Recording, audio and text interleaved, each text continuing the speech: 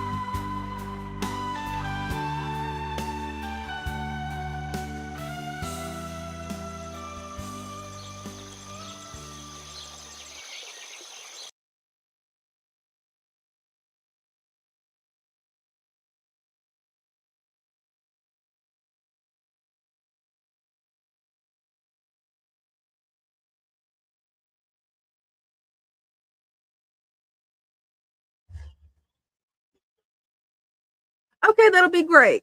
I just mm-hmm. Hey, that'll be great. Thanks, Father Fish. You're an hour out? Okay. I got you covered. I got you covered. I hope to see Corey soon. But it'll all go great. Hey, you're welcome anytime, Lou. See you in a bit. Bye. As I was saying, we had a slight difficulty with the mic. Father Fish had to run into town. So he's about 30 minutes to an hour out. I'm gonna cover for him until he gets back. Shouldn't be long. Well, thank you everybody for showing up tonight. It's gonna be a fun live. Let me check the chat and see what we got in the chat. We got Doom Pie, Father Fish stuck in the sump. Traffic probably feels like being stuck in the sump. In all honesty, it probably does. We will have Father Fish straight out of Cornwall. He says, "Let's riot." We will have him. It's just going to be about an hour, 30 minutes. It's not going to be a problem. Show and tell is still going to continue, and we're going to have a good time tonight. I want to tell you guys something interesting until we get somebody that wants to show off their tanks. I did some tank work today, and it was funny. I thought that the fish had devoured my entire culture that I got from Phillips Fish Works. I thought all the scuds were dead. No, they was all hiding in the vegetation. Hadn't seen them for months. Whenever I removed some of the water lettuce, that's when I noticed in the bucket hundreds of scuds. So, water lettuce can be really valuable. So can letting your plants grow out. You'll never know what you'll find when you take out the plants. Even found some baby shrimp. And thanks, Corey. Corey says, "It looks beautiful, Dina." Sarah the Great. I wish I could give you a wrench, but sadly, I'm not able to do that on my end. Only Father Fish can do that. So, hang around until he gets here and you'll get your wrench. Let's see what else we got in the chat.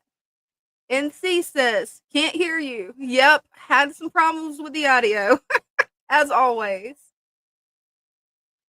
So if anybody wants to come on, check out the tanks, show off their tanks. Well, I know you guys know that the Father Fish book is out, but not everybody may realize the valuable resource that it is. It has a lot of different research papers that you can click on through the links. It has so much value for anybody that's a fish keeper, whether you're an advanced fish keeper or whether you're new to fish keeping. I've actually learned a lot from this book and highly recommend it to everybody. Let's see if I can get you guys a link. I know I've got it on my link list over here. I'll just pull it up over here. Might take me just a sec. There we go. Got it.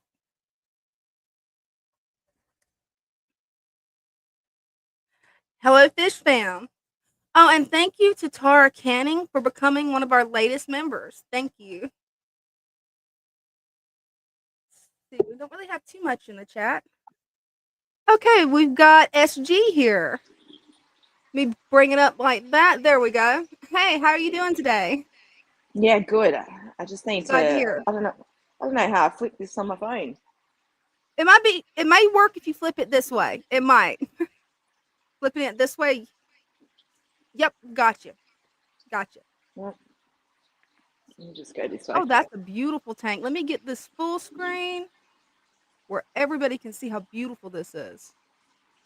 Wow. I love your aquascaping. This is my new setup, so fresh. Wow, you did a beautiful job. What types of fish do you have? So we've got some lemon tetras here, Mhm. and then here's my little quarries, which are so cute. Oh, I love then we've- quarries. Some green tiger barbs. Mhm. What else we got? Here's my Eliotti, one of them. Oh, beautiful. Who else we got? I love the way you have Bloodfin. the plants arranged. That really sets off the tank. What size tank is this? It's a 150. Oh, wow. That is amazing. I love the way you've got the plants in the background, the house plants. That So is that's beautiful. set up to the filtration as Oh, well. I love it. That is ingenious. What else we got? Here's some of my Bolivians. Don't know if we can see them. Oh, yeah, I see them. That's a beautiful community tank. And how long did you say you've had it set up for? Only this week, this one. So I upgraded from a 55 gallon Wow. to 150. So yeah, changed it all up, added to the space. Definitely. All right. Well, I might jump off. Let someone else come on now.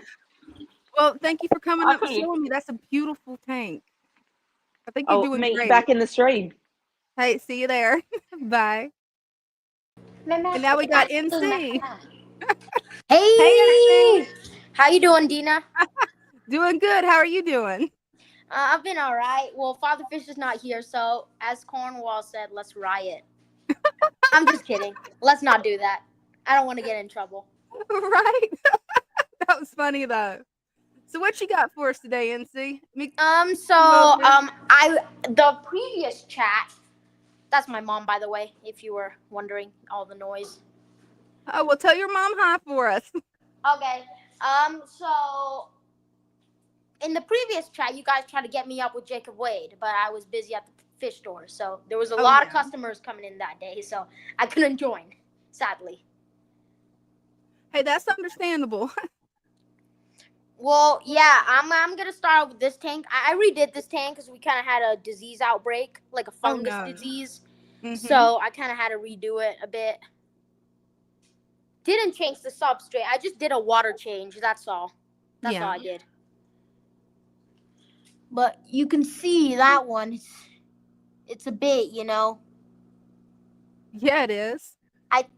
There's a little fungus on his head. I think it's because of the Petco fish I got lately. It definitely could be. A lot of times when you get fish from Petco or PetSmart, they're not properly taken care of. So you'll Yeah. end up with some diseases sometimes. That's the reason you always want to have a quarantine tank set up. Yeah, and I know my mistakes now. Hey, it happens to all of us. If you keep Well, in fish, you're here gonna do it eventually. we got the two-eyed beta. That's a black Ooh, eye. That's a white eye. that is beautiful. I would like everyone to drop in their name comments of what they want to name it, because I would love to find a name for it. Definitely. And Christian B, I'm breeding betas now. Here's the female, here's the male. In the cup, and I'm gonna release her, and then we're gonna have some babies. Awesome. I think you're gonna have a lot of fun with it. And I didn't show you guys a few times ago, but more baby plecos. I love the baby plecos. They are so adorable. We got more. It's gonna keep coming. Don't you worry. Awesome. These ones are out of the yolks, almost out of the yolk sac. In here we have a tangerine koi beta. Oh, sorry for the garage door sound. Oh, that's a pretty one. Sorry for the garage door sound, by the way. Oh, it's no problem. I'm about to head out to my dentist appointment and just might as well jump on. Oh, I'm glad you did. I'm glad you dropped on NC. Koi beta, heel stream loaches, and male beta. Down here Cool. we have grow outs, but I better get heading out. Well, hey, I hope you have a good trip. I hope it's not a bad trip to the dentist. I've been there. Yep, it'll be about an hour and then I'll be back. So I'll hop on and say hi to Father Fish again. But yeah. Okay, that'd be great. See you guys. See ya. Bye. I always love seeing NC's baby plecos. They are so adorable. Let's see what we got in the chat. Let's see. We got straight out of Cornwall. As always, starting trouble. Then we've got, let's see, Corey Atkins. As soon as we can, we will let everyone know when we will start shipping fish again. We apologize. Yes, it's been way too cold in Maryland to be able to ship fish right now, you guys. So once the weather allows, Father Fish will return to shipping live fish. And hopefully it won't be too long. Hopefully. Mexicali Fish Keeper says, NC, hello, young man. Let's see. Straight out of Cornwall wants to riot. Christian B, NC in the house. And Adam 3030, how long will the wait be for Father Fish live shipments? That all depends on the weather. As soon as things warm up, then he'll be back to shipping fish. But you really don't want to risk a shipment of fish in these temperatures. It is very cold right now in Maryland. Let's see. Christian B says, that's great, NC. Good luck with your new venture. Straight out of Cornwall says, good luck with the dentist, NC. And everybody drop some name suggestions for NC's new betta fish. Let's see what we can name it. I want to see what kind of names you guys can come up with.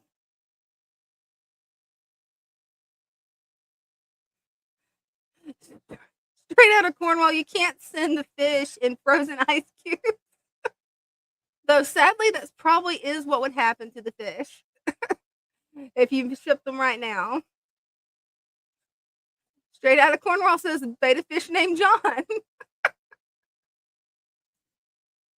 Let's see. Resident Alien says Bronson for the beta fish. And let me get you a wrench on my stream, Alien Beta. Or Alien Beta. That'd be okay, that's the name I picked, Alien Beta. Resident Alien. Get you a wrench on there. Sadly, I can't put wrenches on Father Fish's stream, but anybody that's in my stream that you come in, I'll give you guys a wrench.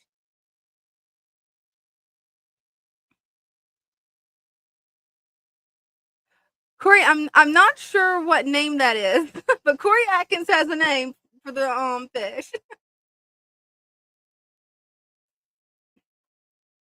Well, something interesting happened to one of my Ramshorn cultures, and I had to pretty much totally restart it. I'm not sure exactly why it crashed, but had a crash. Only thing I have to do though is I've already got some more sand in it, took the water out. I'm thinking what happens, I overloaded it with too much leaf litter because it's one of those things where you definitely want some in there, but I wanted to just go ahead and get the tannins out, and it wasn't a culture that I was really using. It's pretty much the coal ramshorns. Because one of the interesting things about ramshorn snails, and that I've been playing with culturing them, is their genetics. Because you can take one ramshorn snail that has an interesting morph. Like, let's just say it's a pink ramshorn. You're wanting more pink ramshorn. If you breed them in a culture, you'll get more and more, even if it's just one because they're asexual, which is really fascinating that you can have just one get many. But the problem is when you're breeding for a certain color, you're going to have culls. And it's just one of the things that's going to happen. So I'm going to have to start up a new culture for the culls, and then I'll be able to provide live fish food for one, my coolie loaches, because they love baby ramshorns. That's something they just love to hunt. And for my turtles, because they love to hunt all of the ramshorn snails. And that's a really good way to provide a natural live food with ease, is starting a ramshorn culture. Let's see what we got in the chat. Father Fish, hi guys. Good job, Dina. Thanks, Father Fish. Resident Alien, making dinner and prepping for my Rumble podcast later on tonight. That's cool. I did not know that she was a podcaster. Let's see. Cornwall. Let me check my chat.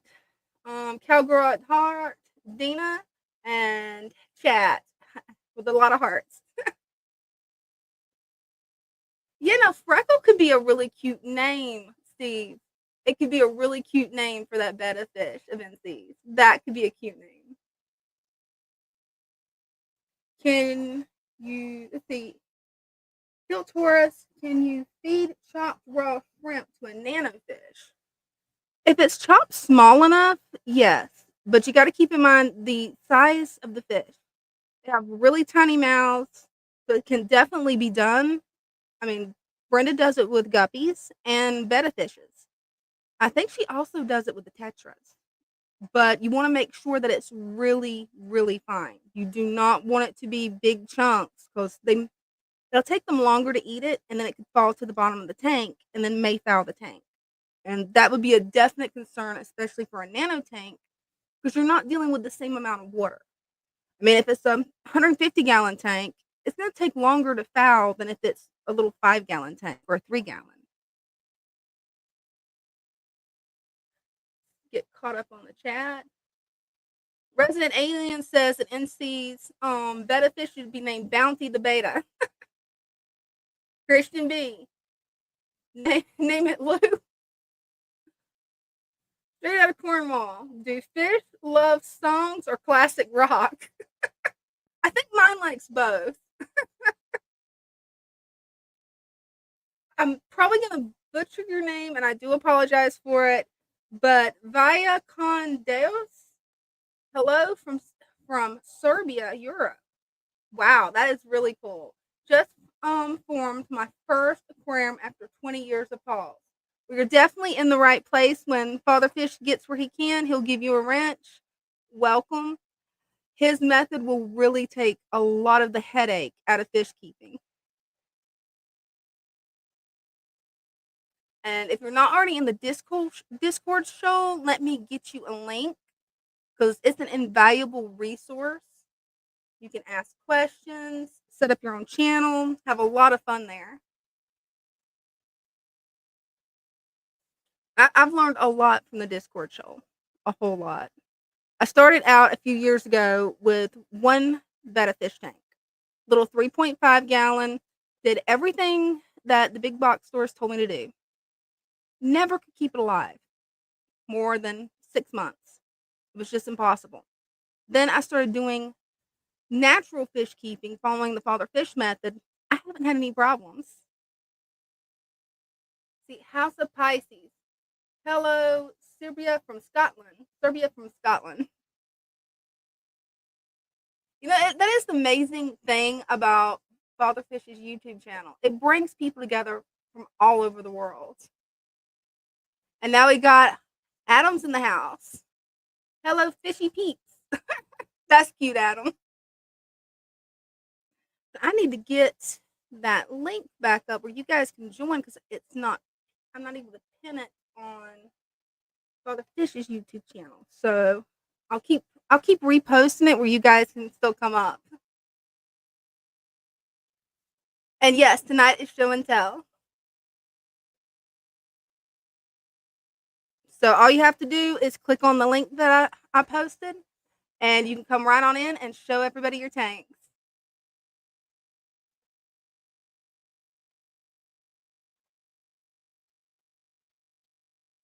See, Polar Bear says, a healthy tank is not simply one in which the water is clear. It's one in which the biology is stable and strong and able to withstand the things that might go wrong, even when the things are going right.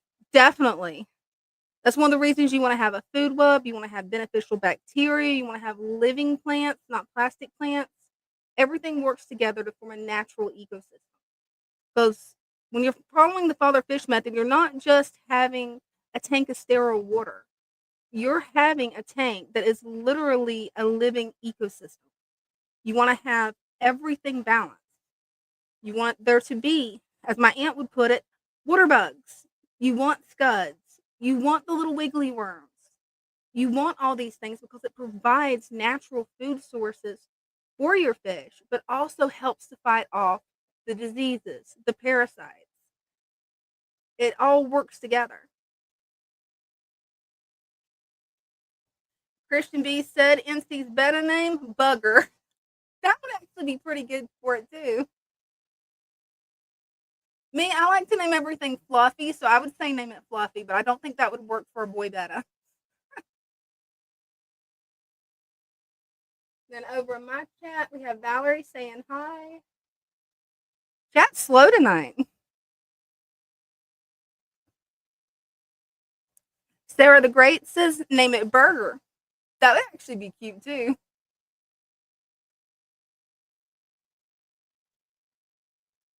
Okay, so far I'm liking Straight Out of Cornwall's name for NC's beta the best. Jaws. That's a pretty good name.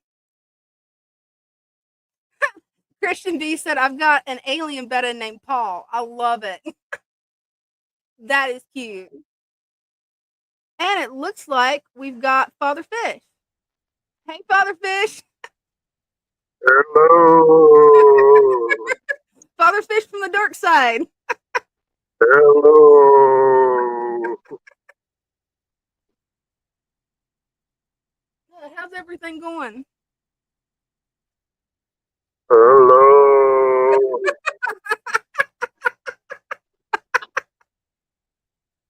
I am outside. Straight outside.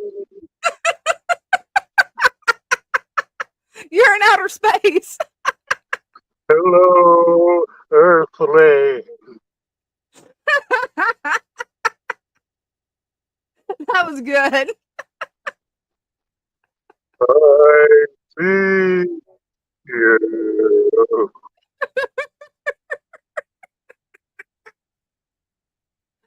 That's too funny. Straight Out of Cornwall said too scary. Hello, Batman.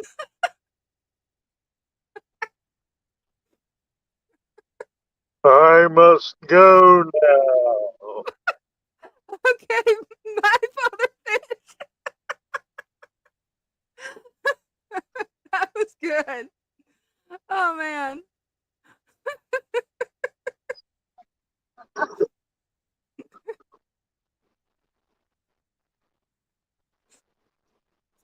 One day we're gonna have to do the stream like this because that's hilarious.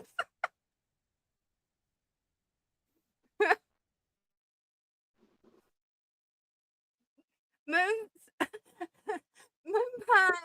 saying. It's pretty dark in the sump. Oh, we got the Prodigious one.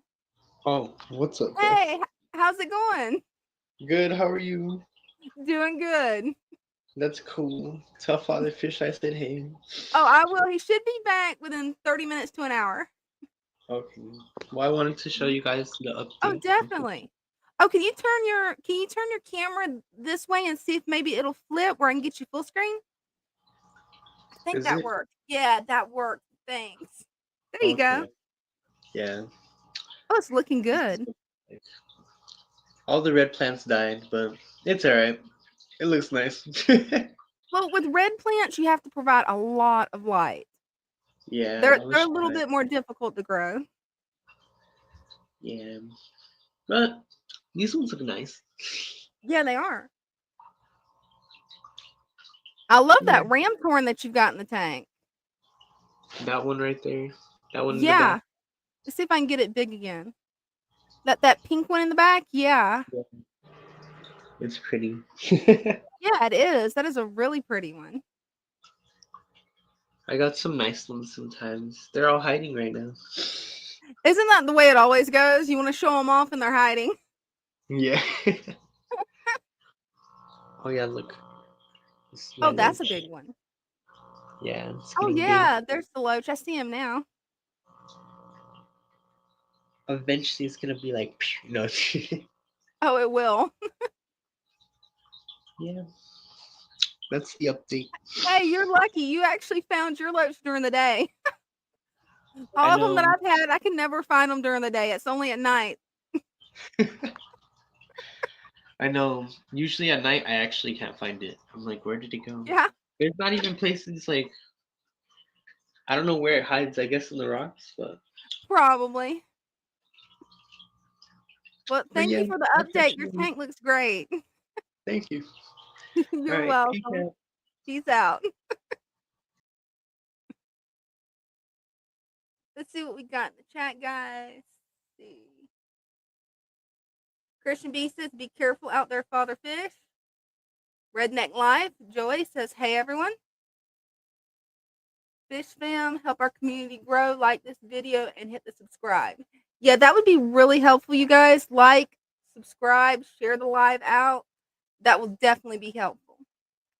I'll get the show and tell link back up. There we go. And for anybody that's new, if you want to come up and show off your tank, all you have to do is click on the link that's the StreamYard and just come up and everybody will get to see your tanks. See what else we got in the chat.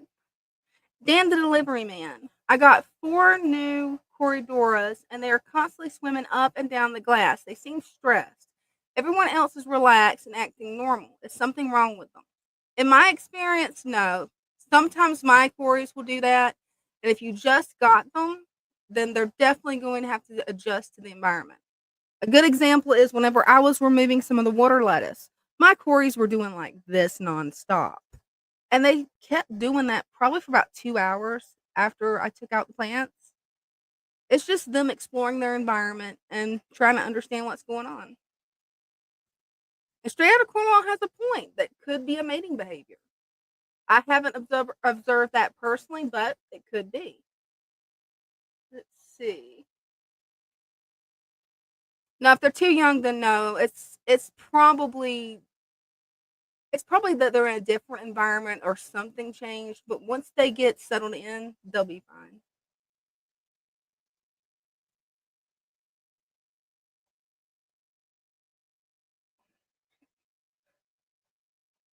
Let's see.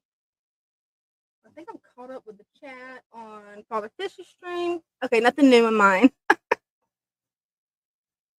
But yeah, always whenever you're removing floating plants, whether it's duckweed, water lettuce is the easiest to know if you have any living creatures in it because of the long roots. But always shake it off in the water, double check to make sure that you don't have shrimp hidden, baby fish hidden. Because I also did find a baby guppy whenever I was removing the water lettuce. Baby guppies, baby shrimp, a lot of scuds. I still can't get over it because I honestly thought that my scud culture had died out. It was just hidden because of the predators, the fish. Victor C, hi and welcome. Oh, you're welcome, Dan. Let's see. At fish keeping 2. Hi, my aquarium water keeps on turning mill white every time I reset the whole thing. What can I do? Do you have a sponge filter in there? What kind of filtration do you have? Because I've never had mine to go white, but it sounds like it could be maybe an algae bloom or bacterial bloom. Valerie says, I found a dead Otto when trimming the floaters. Yeah, sorry to hear that. Victor C, did you get to see the moon? The full moon? Not yet. Sadly, not yet, Victor. But thanks for the update. I'll have to go out and check it out.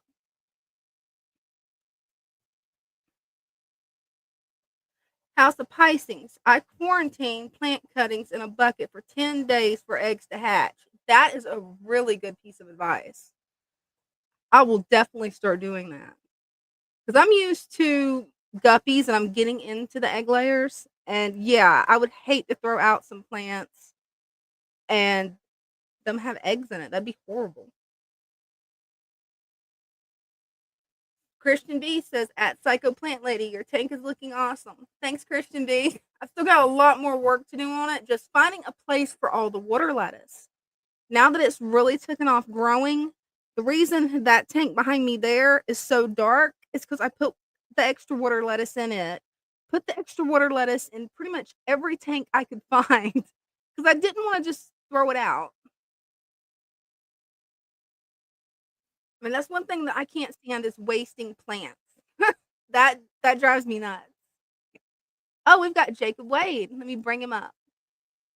Hey, Jacob. Hey, how you guys doing? Doing good. How are you doing? How's your tank doing? Hey, Oh, if you it's doing turn your phone this way and let's see. Awesome. Okay, let me get it big screen where everybody can see your tank. There you go. Yeah, I had to get it moved here real quick because I wanted to take this cover off because I wanted to show you. Have you ever seen purple algae? No, I've never seen purple algae. That's interesting. I've got about 4 or 5 different colors. Hold on, let me show you. Wow. Yeah, I definitely want to see that. I never seen this before. Yeah. Hey guys, can you comment in the chat if you've ever seen purple algae in your fish tanks? Because that's a new one to me. Almost got it. You'll be able to see all the bugs now. Hold on. Oh, that'll be great. Yeah, purple algae. I would be curious. I definitely want to talk to Father Fish about that because I'd be curious if it's something healthy, if it's something beneficial. Look If at it is, all I would them. grow that deliberately. Oh, check out the springtails. Oh, they're all over the place. Oh, I bet your fish enjoy them. They're all over the place. You've got a really nice batch of springtails. And then here is, see it? Purple algae. I have never seen that before because, yeah, you've got purple, green, yellow, bright green. Almost looks like a reddish color at the top. This is a very good sign, I'm guessing. I never seen purple. Yeah, I've never seen it either. Everyone in the chat's going, no, never, never. Blue, green, red, yes. And then evolution. Rainbow algae. Yeah, it actually is kind of like rainbow algae because I've never seen that. You're definitely going to want to show that to Father Fish because that's fascinating.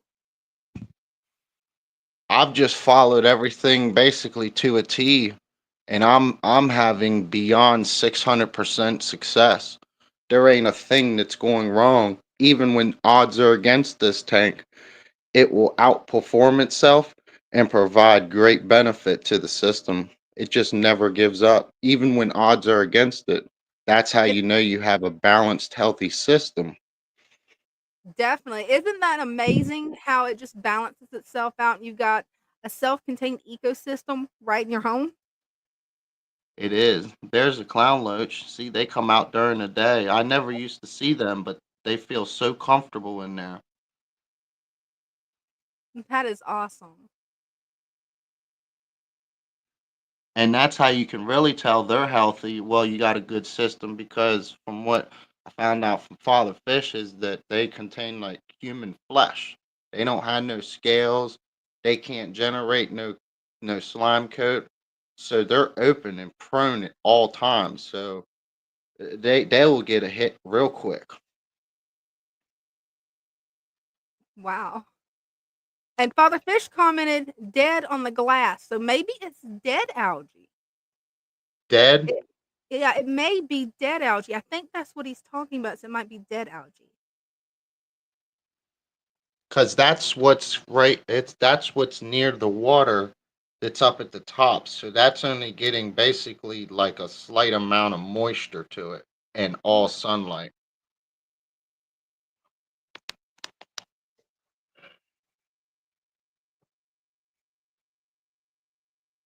You've got a lot of nice shells in there. That'll break down and give calcium to your tank. Yeah, uh those clown loaches, they devastated all my snails. I Oh, they learned the hard definitely way. will. Yeah, I learned the hard way about them guys. But yeah, that all them springtails were the ones that I generated mainly. And then the first start of them started just by going down to the local creek down here. That's honestly where everything comes from. That's a good sign that you've got a healthy tank right there. Cowgirl at Heart said, "Nice fish." She loves your fish, Jacob. Well, thank you. I've come a long way. I Yeah, you struggled for a have. long time. I still watch people struggle, and I don't know. I know a lot of very benefiting information that's very useful, and I don't give up on my friends, even though sometimes it's very hard to continue to keep showing them. But see, that's the thing about it, you know what I mean. I've That's how I learned it. I didn't have no hands on, but I learned it from watching all Father Fish's videos, and I haven't watched every single thing, but the majority of it. That's why he said, when I first started coming on, I'd come on and then bam, I had just got it, got it all packed down, then moved to a 55-gallon, went deep substrate, and then and then look at the difference that I've created. I've created an environment that can actually withstand life and have life. Absolutely. You've created a It's natural ecosystem. exactly. I've created what's been working for thousands of years now. No principle or anything like that changes in it. So I That's learned that it. you provide the same benefits to a home aquarium. It's just that you help that. You got to help it a little bit, but you help it in ways that will benefit it, not in ways that's going to destroy the environment down the road. That's just Exactly. leading to disaster. That's not healthy. But what I got, I mean, they're caked everywhere. Yeah, They're they on both are. sides. And your fish will enjoy hunting those. They'll enjoy it. Oh, they do. You should see my blue ones. Those blue tetras right here. He'll sneak up on them, and then he'll come up to near the top, and then shoot up real quick, and you can see him. I wish I had a slow motion camera so I could actually see them, Oh, like that would be opening a cool. little bit and actually getting the little bug. I think that would be so cool to see. That really would be. I would love to see that. That would be so neat. But Jacob, your tank is looking beautiful. You're doing a wonderful job. Keep up the great work. Oh, Because I that ain't. Oh, tank is definitely a good testament of the struggle that you went through with fish keeping and how you've overcame it. I know it's honest. It's amazing. It really truly is. I was honestly on the verge. As he explained in the videos. You put so much out into it. You just get nothing but straight struggles. and you just want to give it up, like it's nothing. But I didn't. That's what made me stronger about it. Learn more about Mm-hmm. the system because I didn't give up on it. I That's stuck it. with it, and then I found the right resource on YouTube. By watching all these videos, and then I come across Father Fish, and then I just happened to click on because I was like, oh, it's probably just just another one of these YouTube people that's trying to show me a different way. And well, yeah, it was, but it was a more understanding of how the system truly needs to be designed and how it should function. And it gave me a real understanding of how everything truly or actually really works in here. I know Definitely. everything key about it. Yeah, Father Fish has got a lot of good videos that will help anybody, whether they're a seasoned fish keeper or new at fish keeping. They will learn from watching his videos because I've learned a lot from him. Absolutely. And then I cut back, like he said, on my 12 hours of lighting. And then Mhm. a lot of my green algae on my glass is actually pretty much gone away because I think my pleco eats a lot of it, and then the other that's actually being able to be used, then it gets used up. So then it just disappears because it you know what I mean, that the benefit is being provided then. It has nowhere else to go because it's being used. So it doesn't have to stick around and build up. Yeah, it's amazing how just one small change, such as cutting back the lighting, can handle an algae bloom problem. Even day one, I added, let's see, I'd say about 20, 25 fish, two plecos, and about 10 or 12 cory cats. Now I have about 15 cory cats. Wow, how Uh, many fish total do you think you've got in your tank? some of them you don't see. 'Cause Uh, you've got a lot. It I looks know I'd say beautiful. probably about between 50 to 70, probably. You just don't see a lot of them because I got a lot of coverage. I can't stop the growth. So many people keep telling me, cut the jungle valve. No, I'm not destroying my plant. Oh, absolutely. There's no need to cut it. Cutting it will definitely destroy it. But this is probably about a good 25, 30 of them right here, you see. Yeah. And before, when I would ever do something, lift the lid or get close, show a look, see, even the little cichlid, he's getting longer. So I'm seeing growth in him getting longer. So is Mhm. that where his growth is going to start? He's going to get a longer body, then he's going to get more of a like a baseball look. Yeah, as he grows, you gotta think of it. I've never kept cichlids, but I have Me, kept a German Shepherd puppy, and they go through really weird growth stages. And while fish and puppies might be different, I think all animals, as they start to mature, they get a little bit strange looking compared to what they're gonna be when they're full grown adults. So just right? give him time, he'll catch up. Yeah, he will. Dark Sparks wants to know, Jacob, what size is your tank? 55. 55. I want to go a little bigger, but I don't think my floor could hold that because I'm on the second floor. I think I'm pushing it with 55, but it's Yeah, it's holding it's our always better to stay on the safe side, definitely. right. Because um, I found out if this would ever collapse, it'd basically be like a waterfall at home, very Yeah, quick. it definitely would be. You definitely would not want it to collapse. No. It's always best to err on the side of safety, always. Absolutely.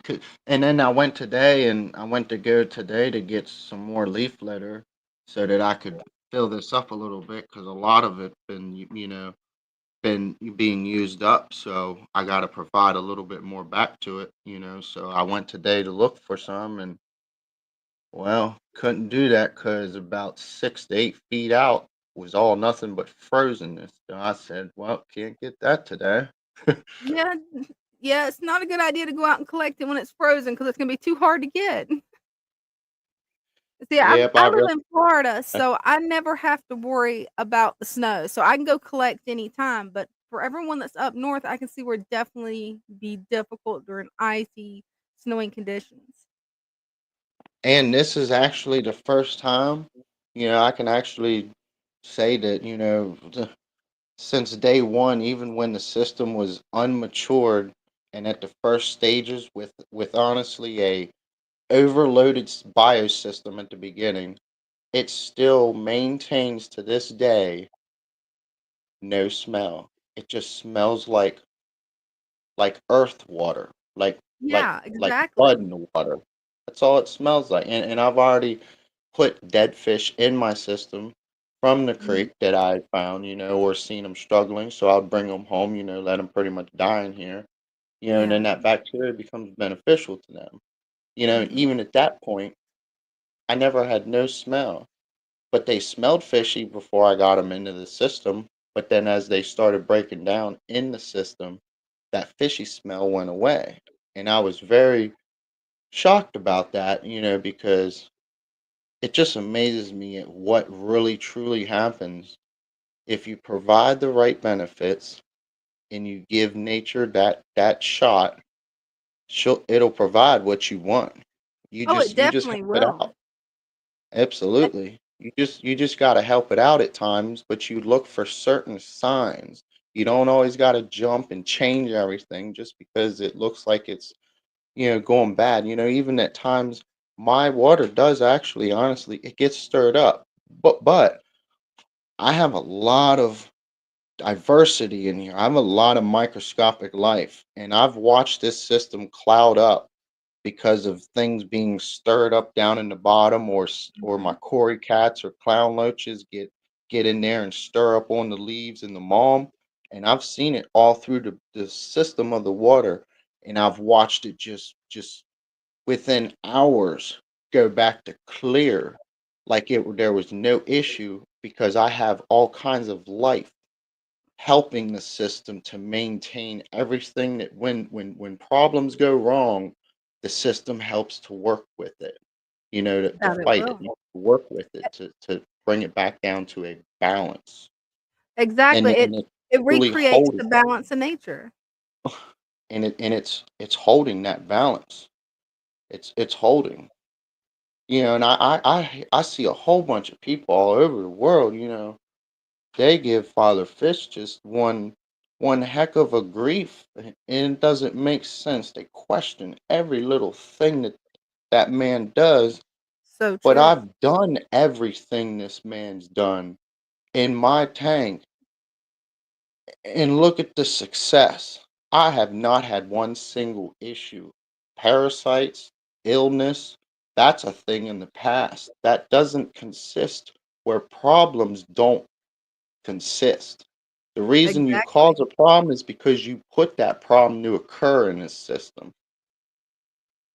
and Just that like is going, so true. just like how the fish store recommended. I just got my water checked, and it's been up almost 1 year, about 7 months, and I just got it checked, and they said because my nitrate was at 60, I needed a water change. Just because that meant that my nutrient was at a 60 part does not mean that my water needed a water change. That's just going off what that test strip wants me to do. That's what they Exactly. feel that is necessary for a healthy tank. Now I can understand if there's other issues going on, but you need to look more into what's causing that issue. You know, Yeah. they don't teach nothing right. I've had so much failure listening to small stores, big stores, mom and pop stores, and Oh, I've same only here. found truthfully one fish store, and there's no other one like it. And I seen that it was back in the day when Father Fish had his store back in Florida. It was Mhm. everything was all natural. He didn't sell nobody no, stuff that it didn't mean anything. Yeah, You know, exactly, and it's better for the fish, and it's also better for us. I mean, all those harsh chemicals that they want to put in the fish tank, it's not healthy for the fish, and it's not healthy for us either. It's not. And see, when you help to guide people to show them what it's like to have something exist like this is what gives people an opportunity to get something going like this. But you'll Mhm. never get it if they keep throwing nonsense down everybody's minds, thinking that yeah, there's other multiple ways, but in my personal mind, me personally, I found that this is the only system that works, in my honest opinion, because everything that you do to this system, it deals along with the fish, it deals along with the life that you bring in, microscopic, it deals with the living substrate that you have, biologically active. Same thing as aqua soil, except mine's a natural bioactive, which contains a lot more better stuff for it, and then the plants. It all works Mhm. together. You That it provide the does. that it needs in order to function.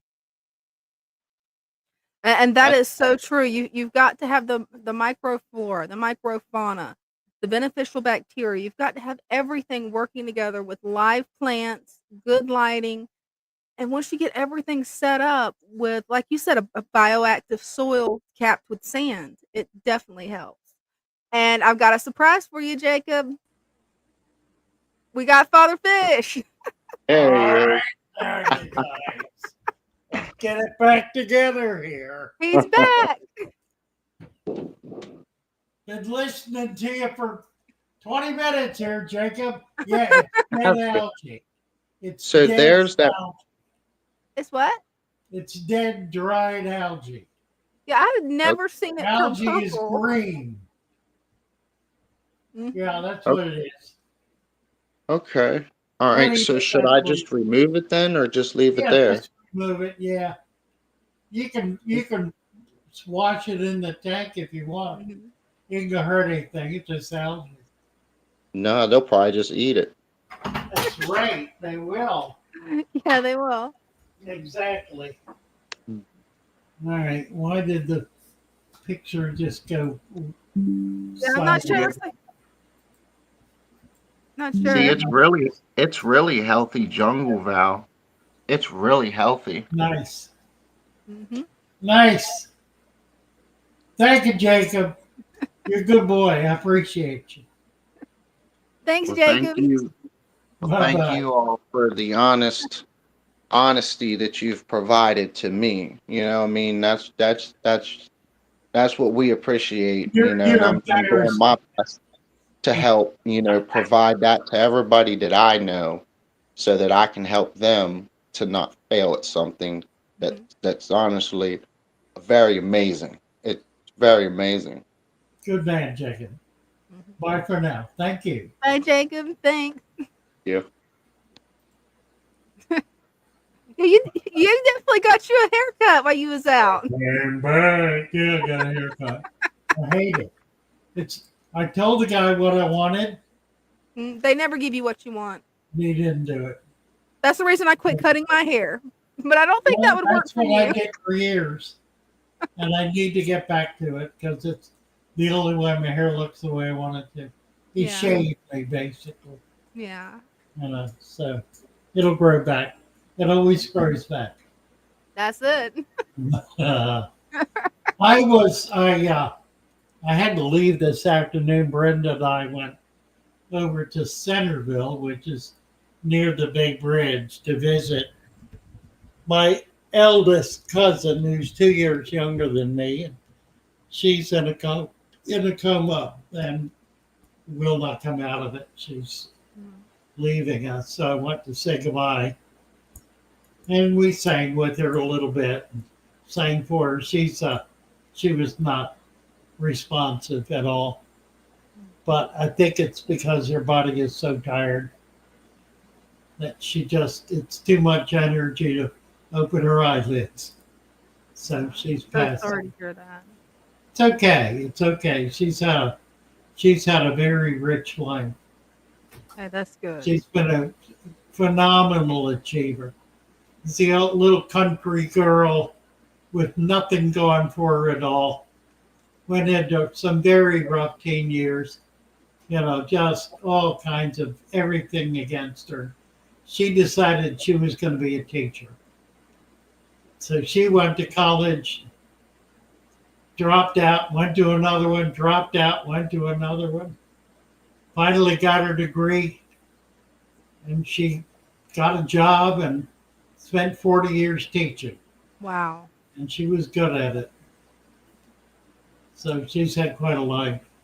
She married a man who was an old farmer, sweetest man in the world, just a wonderful man. They had a very loving and a very gentle and a very strong marriage and home, and were just a really important part of the community.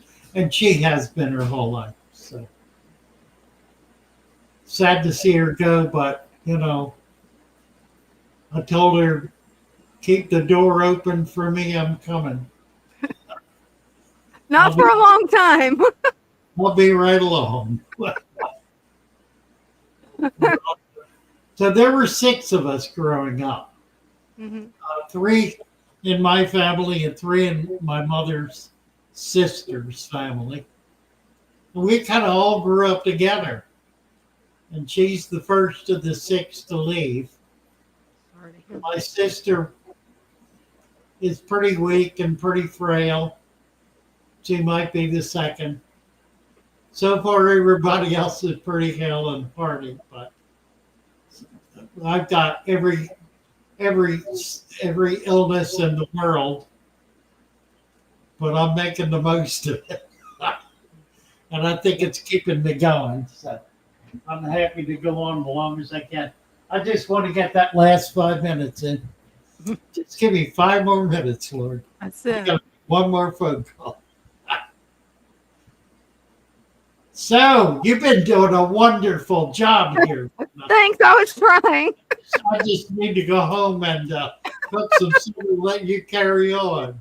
I appreciate it. Really, it's been. I was saying to Brenda, she and I went up. Saying to Brenda on the way back, I've had a bunch of people as sidekicks on this live stream, and you're the first one that's been able to do this. Thank you. That means a lot to me. That's really impressive.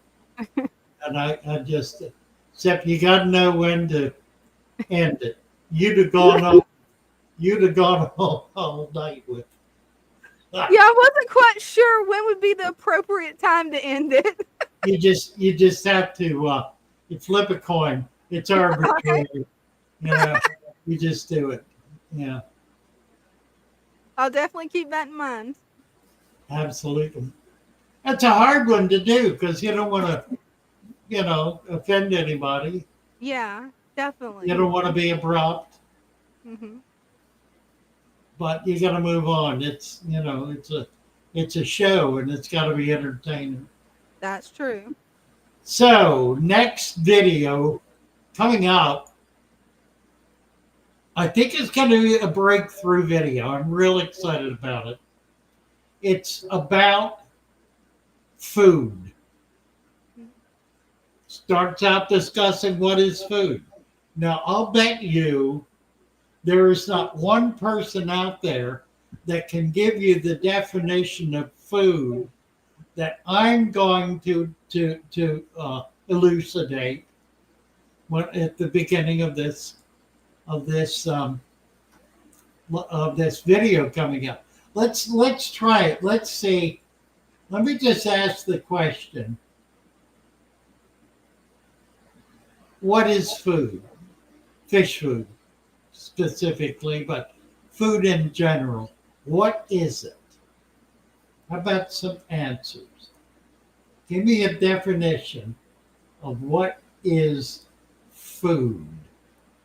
And I'm going to give you one that's about 5 words long that is absolutely irrefutable. Overfeeding, biggest problem? Amen to that. Corey is sitting this one out. Corey knows. He and I have been putting this together. Nutrition, None of nourishment, all true, but not that's what it does. That's its effect. That's not what it is.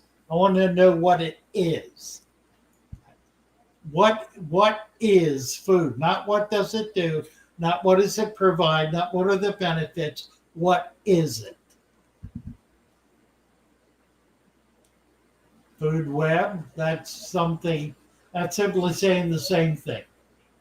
Food web, food, same difference. What is it? What is it? It's going to be something really simple, isn't it? It is something very simple. That's right. 'Cause Edible I don't know. right? Well, it is that, but that doesn't. What is that edible matter? What is it? Matter? Maybe? I don't know. Fuel, green power, Energy? microbes in the water. I'm gonna have to do it. Let's see if I can. Yeah. If I can say it. Building blocks of the protein. Okay, what food is? Food is animal and vegetable, dead or alive. Mm-hmm. That's what it is. It is animal, it is vegetable, any animal, any vegetable, dead or alive, is food. And Ryan is here. Hey, Ryan. How are you? Can I do sideways? No, it doesn't want me to do sideways. Whoops. Let me try that again. Oh, okay. Yeah, you got it. I do? Do it. Now turn it again. I think. Yeah. So, Whatever. We weren't going for the wide shots today anyway. that's all right. It's more slimming this way. Right, right. Nice to see you. So, what do you think about definition? Unfortunately, Yeah. I just got in because school just got out, but yeah. You missed it. Yeah. Defining what food is. My definition is animal and plant, dead or alive. Mm-hmm. All animal, all plant, dead or alive, is what food is. Which is to say, food, animal and plant live on or sustained by living matter, animal matter and plant matter. Yeah, I'm more of the science background, so I would probably break it down to the molecule basics there, where it's like anything that provides the building blocks for which life can be built on. Okay, but they're not inert. Right. I mean, we've got proteins that can only be assembled by other living things. Right. True. So it is life. Yeah. Life is food. Yeah. Okay. Yeah, that makes sense. And if you understand the food web, that's exactly what it is, because the food web is food feed is one life form feeding another. Yeah, it is. Except in the case of plants, and then it gets a little weird. Well, they're living. They're living. Right, but not So all of them live off of something. Incredible. They're all living. Yeah. But they will live off of, like, if you, like, in a garden situation, if you have dead fish, you can bury that in the garden and it'll fertilize the garden. Yeah. But when it comes to like mosses and lichens, like the very first plants that can actually colonize yeah. or whatever, there's not really life. They're living purely off the mineral, but then also I guess you could consider the carbon perhaps came from another living thing that they're building themselves out of. Yeah, that would make sense. Yeah, one or another. You know, there are like the lichen is the end, I guess. There's something that somehow draws life from that which is not alive. But it's not on a level that we have any meaningful we can't eat sand Right. or eat chemicals and expect it to do anything. That's true. Definitely Yeah. wouldn't want to eat You sand. got a toddler there. Is that what you're smirking about? No, somebody else burst in my room. It happens every once in a while. My colleagues. Were you at school? Yeah. So you get the very special opportunity to see my school tanks if you want. Yeah, well, I want Oh, to see it. definitely. Let's try. Let's So try. they're all jungles. You know what? Let me turn the camera around first. Yeah, Yeah. let's Oh, try I it. can turn it around here. Settings. Back 0. What happened? I lost. Yeah. Let me Yeah, turn we it in. lost the video. I gotta wait for him to come back now. Okay. There he I is. guess I can't turn it around, so whatever. We'll just do this. Okay. So I set up a bowl recently, and that one's just pure pearlweed. Everything hasn't really burned in just yet, but we got snails in there going, and some of the microfauna. This one currently is my 20 long. They used to be inhabited by a bunch of guppies and then platies, and now it'll be cherry barbs eventually. But for right now, I'm just letting all the little daphnia and stuff grow in there. They're having a great time, and then the Nice. shrimp are still doing their thing, and snails and all that. I love the jungle look of that tank. Yeah, and then we got another jungle going on right there. This is the guppy one. Also, the platies ended up there too. And of course, plenty of shrimp. And one lonely little chili raspberry there. Nice. Yeah. And then our other jungle is another live bearer jungle here. We got a 20 tall, and it's full of our steak endlers, and there's also some heterandria in there because I got tired of them having their own tank, so I threw them in with the other live bearers where they can just eat everything in sight. But yeah, lots of jungles. Everything's done on the cheap and sustainable kind of deal. I've even got some lovely leaves and stuff. Right. The resurrections are there. Yeah. Oh yeah. Mhm. Well, that's what I got going back here. That's basically a resurrection jar in a tiny tank. It's got Love it. isopods and stuff in there. But yeah.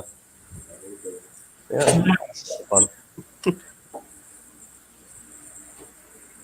Ryan is the mainstay of our book. Well, would you mind talking about the book a little bit? How to give people an insider's view? Yeah.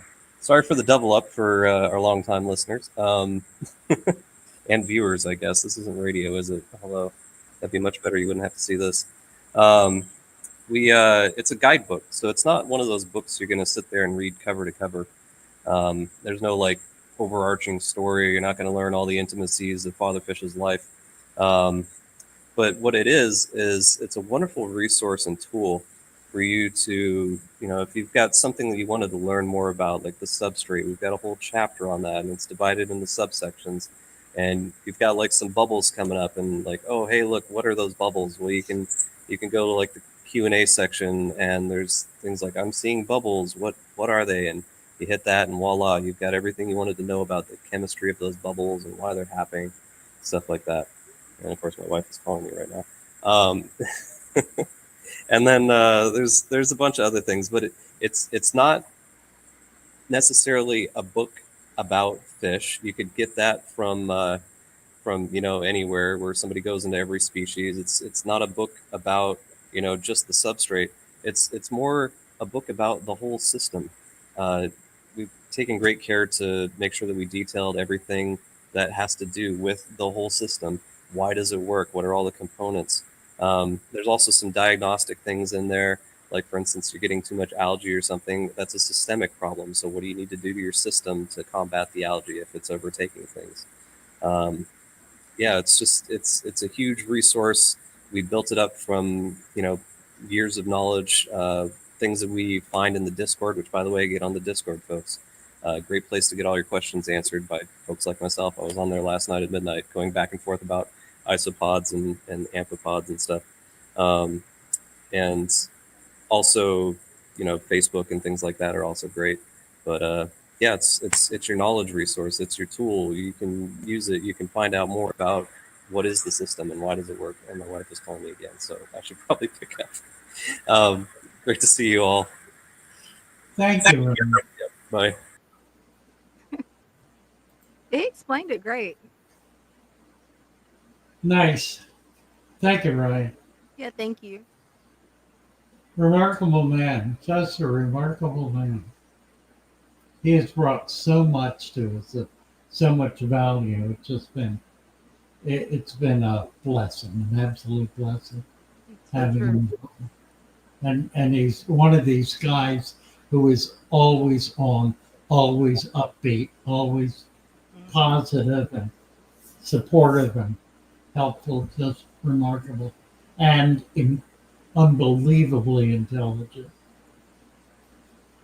Yeah, he's helped me a lot with identifying the different critters that I find in my resurrection jars. I mean, he's definitely helped me a lot with that. All right, where are we at here? What time is it? It's Oh. 8:06, almost 7. Mhm.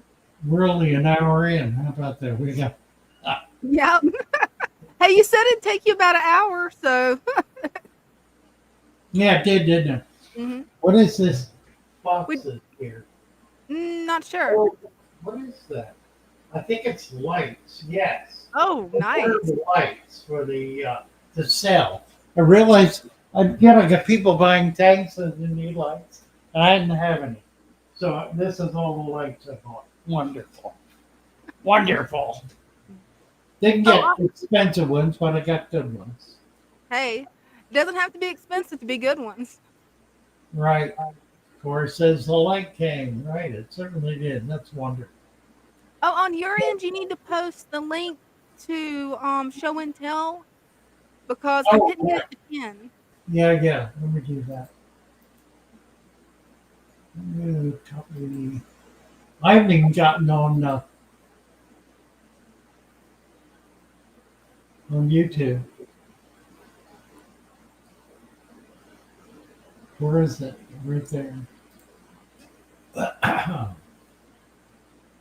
And live. Cut the volume. And post. Ed Cave is here. Hey, Ed Cave. Whoops. What did I do? I don't want that. Not that. Sweet Polly, would you recommend doing a dirty cat for only plants and shrimp abs? So I recommend doing a dirted tank for water. Right? Yeah. I'm doing one for my Ramshorn snail culture, so I Yeah. think it's a jar with some Ramshorn snails. Yeah. Plants and shrimp, absolutely. Mhm. Sailor Red Dina keeping things in order. You betcha.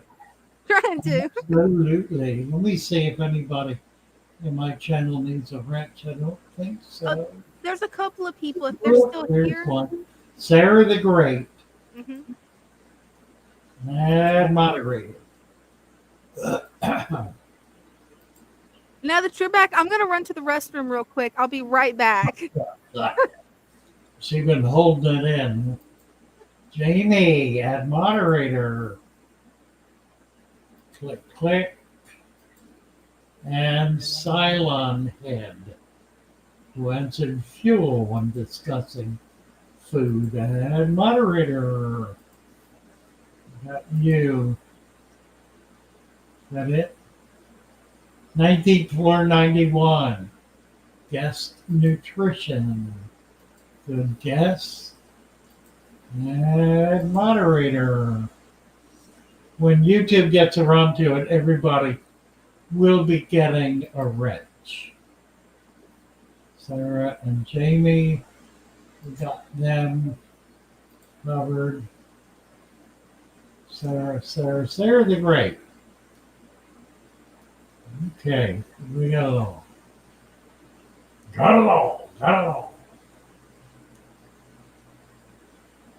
Val Matronus, did I? Val, I did not. Missed Val Matronus, who loves this. Good man, Val. Corey, Aunt Kay, Sweet Padre, Seven Red, House of Pisces, Colin. Just got a 75 for my birthday. Is Aqua ready for 55? Enough for a 75. Good question. It can be, yes. We have decided we're going to put out a new size um, substrate, aqua credit substrate. It'll be a 75, and that'll be out probably next week. We'll get that listed. So we are going to do 75 size because it's 25. It's more than that. It's 50% bigger than a 55. So it really isn't enough. In addition to which, by the time you get to 55, you can be a little deeper. So you could almost use two 55s in a 75, although I generally would not recommend it. But you could. You absolutely could. So thanks for that. Yeah, we're gonna.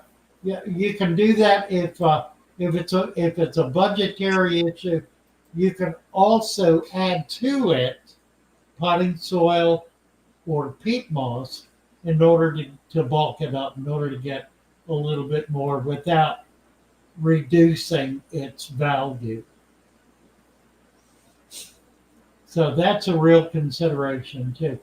Would not do more than 25% or so, because you don't want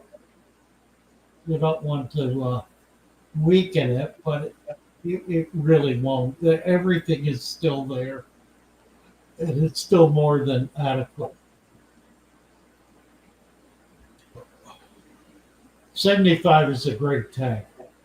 You're gonna love it. You're right. I did that. And Dina's back. Yep. Hopefully, I didn't miss too much. Darbwire is here. Hey, Hey. Darbwire. Hey, Father Fish. How's it going today? Look at you. Look at this. What a great tank. What you got? Your floating fish. Yeah, I kind of called to ask permission for something that I've already kind of done. What's that? So there's a female betta in here. There's a ram and there's an algae eater. I pulled like 8 neon tetras out because they were getting diseased and wanted to try something different. So I went to the store and I got, these are green neon tetras. Love them. So what was happening with the neons? Well, a couple of them, their fins started getting kind of glassy looking and bent spine and stuff like that. So I pulled the 4 that looked sick and gave 4 away. So you think they were just kind of old and decrepit? Yeah, they were like 2 years old. Yeah, okay. Okay, I get it. I'm going to put some, this is a 20 tall, so I was going to put these green neons in there because they don't get quite as large. So there's 12 of those and like I think 11 of these emerald green rasporas that I was really interested in. So I kind of just had to verify that this tank's big enough to handle 24 small. Cut them loose. Cut them loose. What's that? How long have you been floating? Oh, probably like 10 minutes. Cut them loose. I got to get the duckweed out of these bags first. Oh, well. Well, the way to do that, yeah, you can run it through a net. Dump something into a net. And then you got to separate the fish from the duckweed. Yeah. But I'm going to kind of rearrange things a little bit to throw the bed off and give the new fish a little chance. It ain't that much. I wouldn't worry about that. It ain't that much in there. I just cut them loose. You can always get the duckweed out. Yeah, I was going to put more of this water lettuce to kind of give them more places to hide. Yeah, that's a nice piece, isn't it? Mm-hmm. All right, cool. Well, I appreciate the permission. You gonna cut them loose while we're watching? Oh, I don't think I could do that with. I need 2 hands. Oh, I see. Good point. Yeah. Thank you, Darbar. All right. Appreciate Yeah. it. Have a good day. All right. Bye. Bye.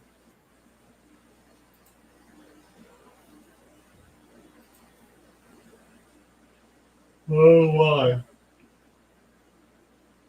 He's got some beautiful green tetras. What was he talking about them going glossy? I Yeah, haven't had that green happen green to mine. neons. The green neons are a wonderful fish.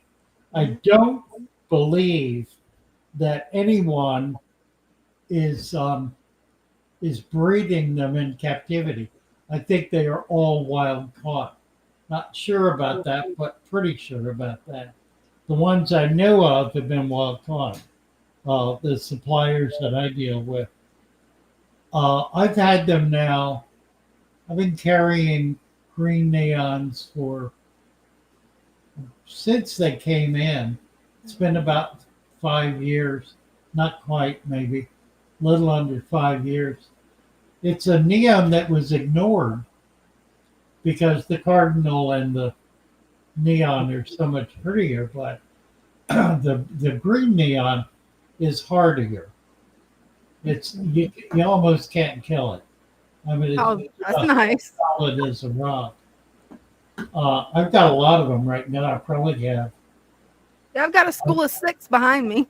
I got about 100 probably. Wow. I bet that's a beautiful tank.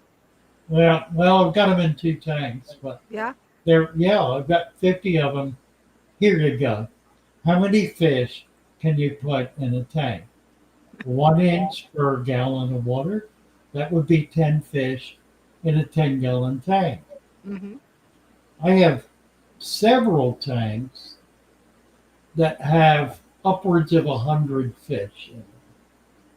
10-gallon tanks, upwards of 100 fish. And the tank, frankly, does not look crowded. They're little fish like the green neon, which is half the size of a regular neon. They don't get big at all. It's really not. My response to that rule is, oh, good. That means I have a perfect place to put my 10-inch Oscar. Nobody believes that makes sense. So, if 1 inch of fish in a 10-gallon tank, does that mean a 10-inch fish can go in a 10-gallon tank? I know the rule is that you only ever get and only ever have 1 inch fish. Mhm. But that's not realistic either, is it? No, Because it's not. most fish will grow a lot of most fish, probably most fish grow bigger. There are a lot of fish that don't grow bigger, but if you added all the fish in the world together, that probably is not a big percentage. Probably not. Probably. Oh, mercy. Well, I'm a radio. A radio. Does Father Fish carry more fish and shop than what's listed on the site? I absolutely do. I've got maybe 5 or 6 fish listed, and I have well over 100 species, probably closer to 150 species, many of which are rare and uncommon. I have common fish, but not a whole lot of them. I have some. I've got maybe 3 or 4 phases of molly.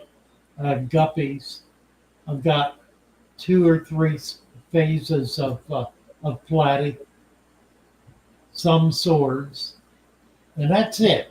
That's all the live bearers I have. Those 4.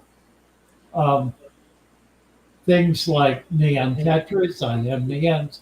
I have cardinals. The tetras, the the list of tetras is pages long. I have probably 10 tetras total. I try to get color and shape and a variety of them. And cichlids, the same thing with cichlids. I have the popular cichlids, a few, and the better cichlids. Central American cichlids, I think I've got 2 species, maybe 3. They're the ones that get huge. I do have some large vats and large tanks that we'll be setting up. We're rebuilding the fish room already. It's been up 2 months and we're totally redoing it in order to get more tanks and provide better viewing. We found that we have too many tanks down too low. We're going to get them all up. We have a friend building a metal welded rack for us. So we'll have about a 20-foot rack.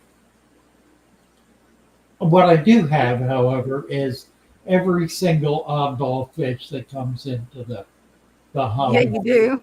through a retailer. And I really am focused on that like a laser. If there's anything that shows up on the list that is rare and uncommon, I buy it regardless of cost. If it's $100, I buy it. I'm not going to buy $300 Motoro stingrays for a while. I've got to get tanks big enough, set up, and dedicated enough to be able to do that. And at that point, I'm going to be trying madness like stingrays with Abba Abba. I do have an Abba Abba. Nobody has Abba Abba. It's maybe the rarest fish in the hobby. There's a lot of catfish that are very rare, but for oddball, catfish are really not oddball in the same way that the Abba Abba is. The Abba Abba is the only member of its genus. That's pretty uncommon. Yeah, it is. It has no immediate relatives. It's not a knife fish. It's not a catfish. It's not anything else that is even close to it. So that's way too uncommon not to have. And I managed to get a really nice one that's about 20 inches long. And he's living his best life by himself eating goldfish, which he loves. But that's really what I'm about, is having a shop that the brand new aquarists can come to and have their needs met, and the most sophisticated collector of tropical fish can come to and be wowed. No other shop in Maryland has that kind of variety. The biggest shop in Maryland doesn't have that kind of variety. There are 1 or 2 in California that probably rival me, but I'm going to push past them. That's why we're building bigger and better. Mm-hmm. You know, we're gonna have the most. I'm looking to be able to do all of the epistogrammas, all of the killies. I have no killies right now. I want to do all of the killies. To do that, I have to have a completely new setup. So I'm not even close to being able to, but we're going to do some remarkable things. So long as I got breath to breathe, we're going to make it happen. Valerie says that she's going to take a road trip to see you. She's only 2 hours away in South Jersey. Yeah, amen. Yeah.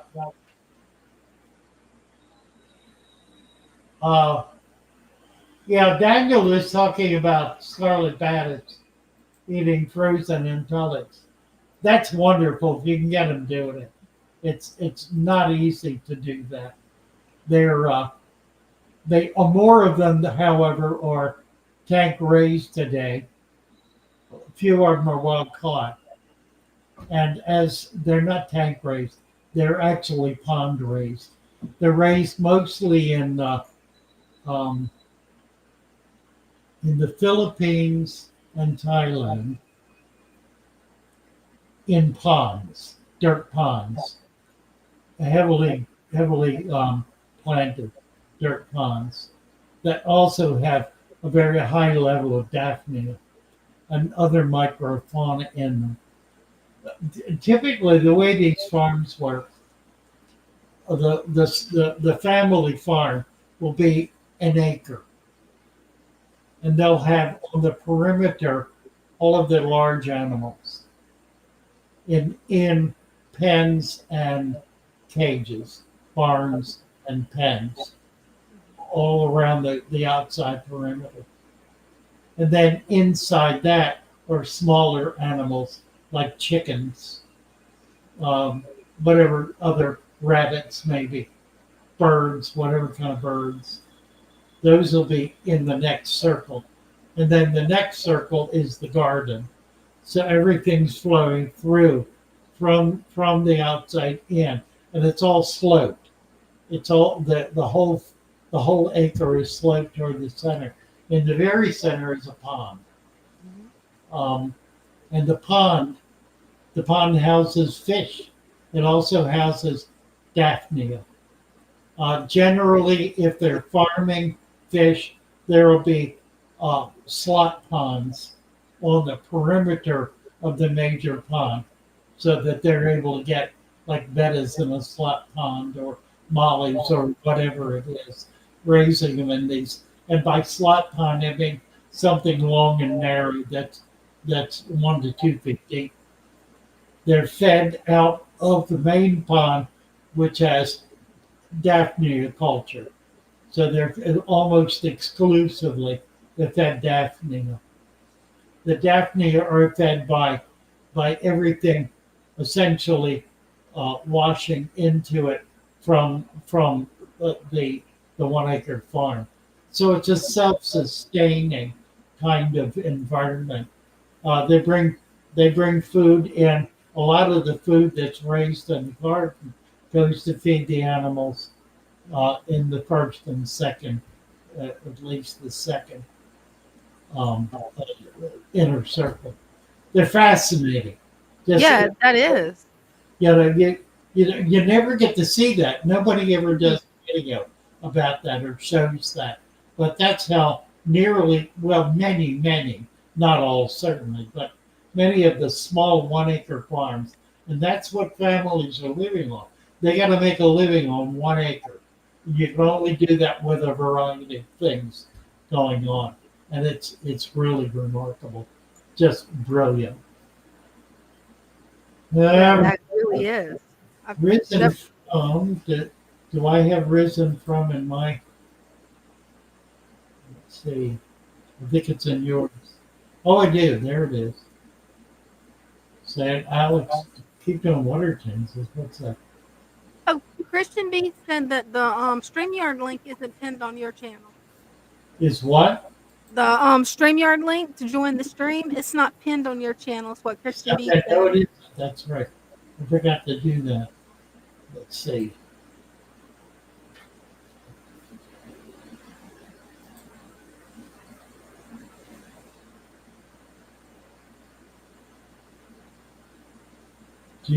Dexter's World. Dexter's World is an excellent example. It's not an example of what I'm talking about exactly. For one thing, it's much, much bigger. He has a farm that's really a ranch. I don't know how many acres it is. Certainly 20 acres. Daniel is saying if I had an acre, it'd be a half-acre pond on it for sure, surrounded by tub ponds. Yeah, me too. Absolutely. Absolutely. Let's see. Let me back up a little. African dwarf ate new life spectre garlic pellets. Got it. And see.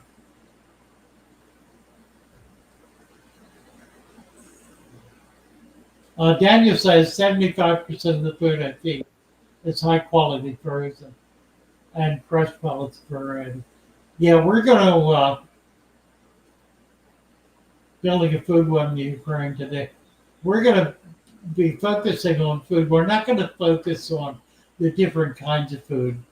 What we're going to focus on is what food is and how you deliver it. It's really a kind of a technique technique and understanding of the impact of essentially the impact of overfeeding. But then we're going to go through in some detail exactly how to feed. So it'll be interesting. And I'm expecting we're gonna be saying some things that probably haven't been all put together in one place or really expressed clearly. Right. And that'll be out this weekend. Looking forward to it. That will thrive with live food. If you can get them eating dead food, then more power to you. Many of these little tiny fish, once they get used to it, they're good with it. It's a matter of them thinking maybe this is food and trying it. And if they try it, generally, try it, you'll like it. Try it, you'll like it. Alex Novella did a 40% water change replaced by water sponge, put in a UV filter. Water isn't nearly as clear as it was last week or any other time. Yeah, take the UV filter out, stop replacing the water, stop changing the filter, and stop overfeeding the fish, because that's what's causing the cloudy water, nothing else. And I'm going to prove that in this video we're doing tomorrow. Well, it looks like we got in sea weight, and it didn't ping when he entered this There time. he is. Yeah. You guys were wondering about me. Hello, wondering about you. Is your dentist okay? Dentist did. I got 3 cavities because I don't know. Look at the duckweed. I didn't. It was all right. I'll say that. It was all right. It's okay. Father Fish, new babies. Oh my God, this guy makes me crazy. More. We're gonna keep going. Makes me crazy. Well, I have a little surprise. This guy has a name now, Dina and Father Fish. All right. What's his name?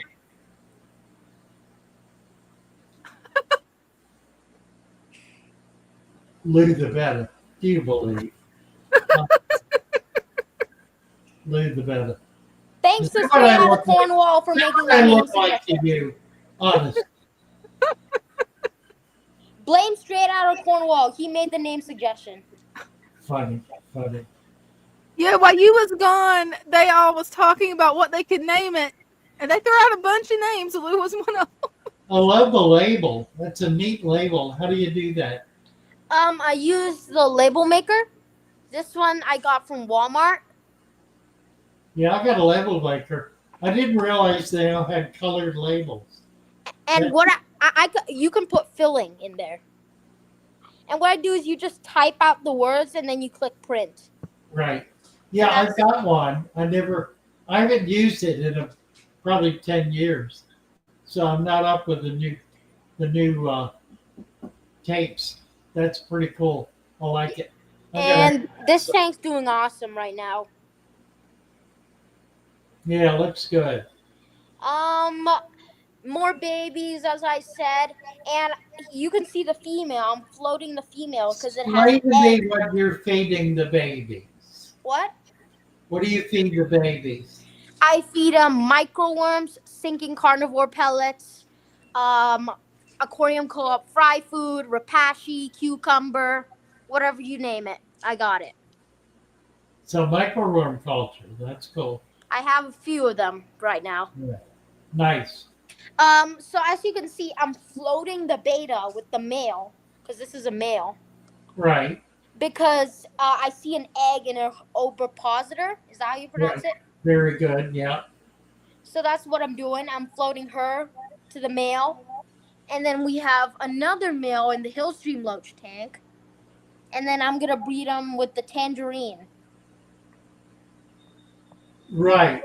Well, whoever blows the bubble nest first gets rights to the female. Okay, got it. So should I put both of the females in here? Yeah, sure. Why not? No, like one female here, one female here. I And would. then, Absolutely. and then whoever blows it first wins. And then you get the female. Right. Okay, got it. Well, this guy's name is now Lou. Well, if he doesn't blow a bubble nest, you're going to have to change his name. What? I will become very resentful. All right. Well, he's going to blow one. I know he will. I know he will. All right, well, I better get going, guys. How could he not? I better get going. Thank you, NC. Yep, Appreciate you guys. Of course. See you guys. Bye.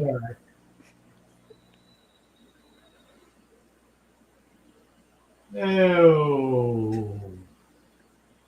We got Daniel. Breeding the quickest and the fittest. That's how it is in nature. Yes, it is. Darbwire, do you find that your fish stay a lot smaller than those of people who feed daily? Seems to use. Good question. Not exactly. It's a really good question. Feeding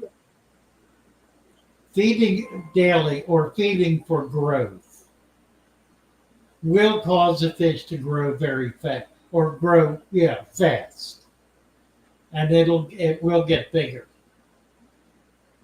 Feeding slower will cause the fish to grow slower. Ultimately, it will be as large as the other fish. It'll simply take longer to get there, and it will live longer. Substantial research in laboratories. Every single laboratory that has live animals in it knows this, that slow feeding, low level feeding increases the duration of the life duration of the animal. It simply lives longer because it doesn't put the pressure on the organs. Heavy feeding puts pressure on organs. Same with any living thing. The more you feed it, the more it eats, the bigger it gets. With humans, if it's fed a lot of fatty foods, sugary foods, carbs, the fatter it gets and the shorter its lifespan is.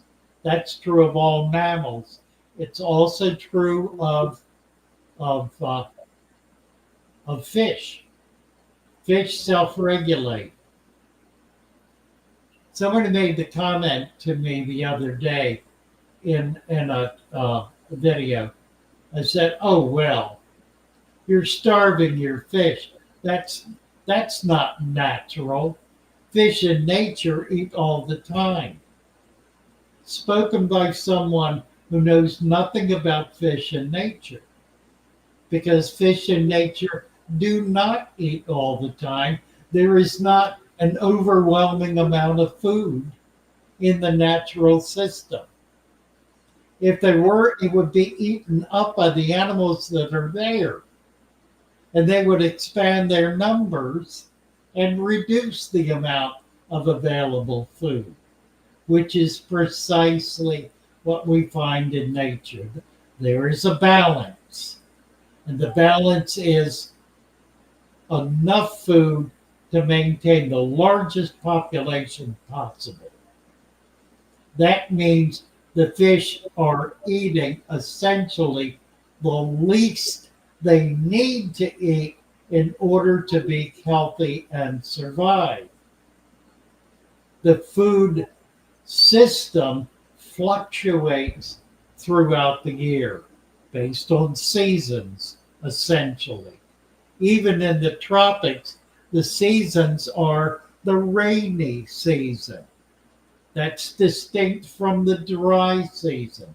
In the rainy season, there is a flush of food, which allows the fish to eat more, to produce eggs and sperm, to be able to breed, and the babies to be able to find food.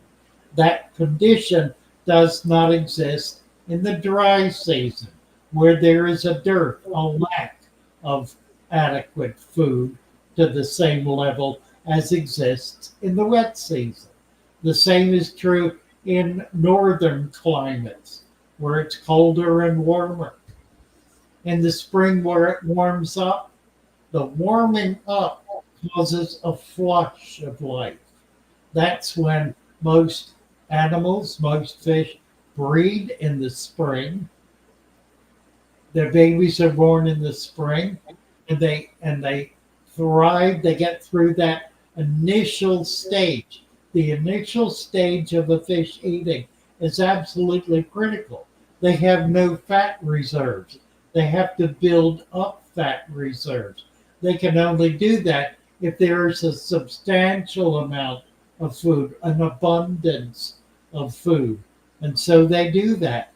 And it reaches a point where they have grown enough to be able to build fat reserves.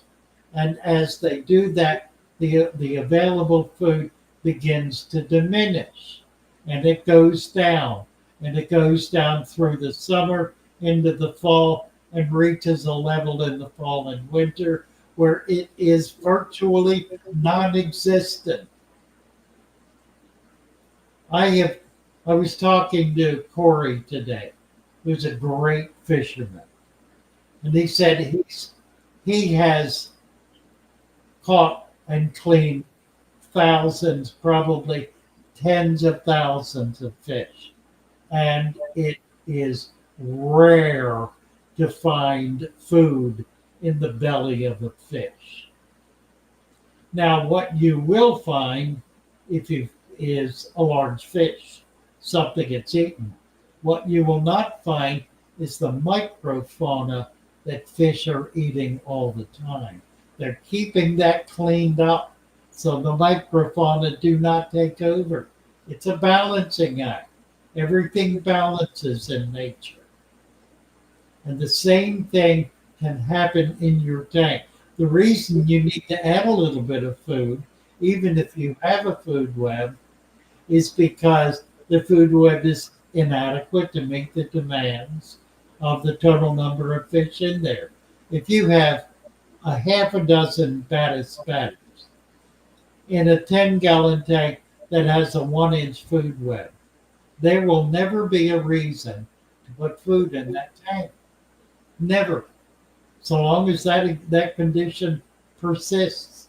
What you will need to do is you will need to add more leaves. Why?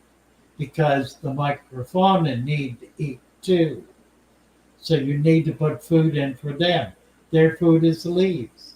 So you never not feed.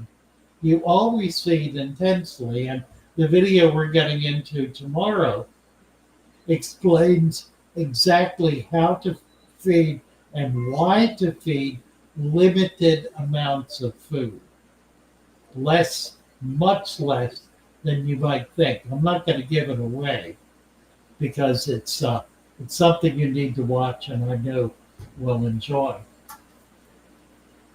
What else is going on here? G-Man is here.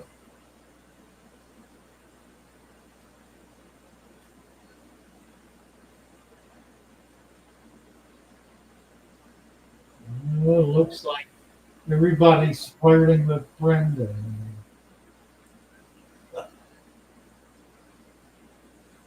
So, okay. Drake and Tosh, so Father Fish. What about when you want your fish to breed?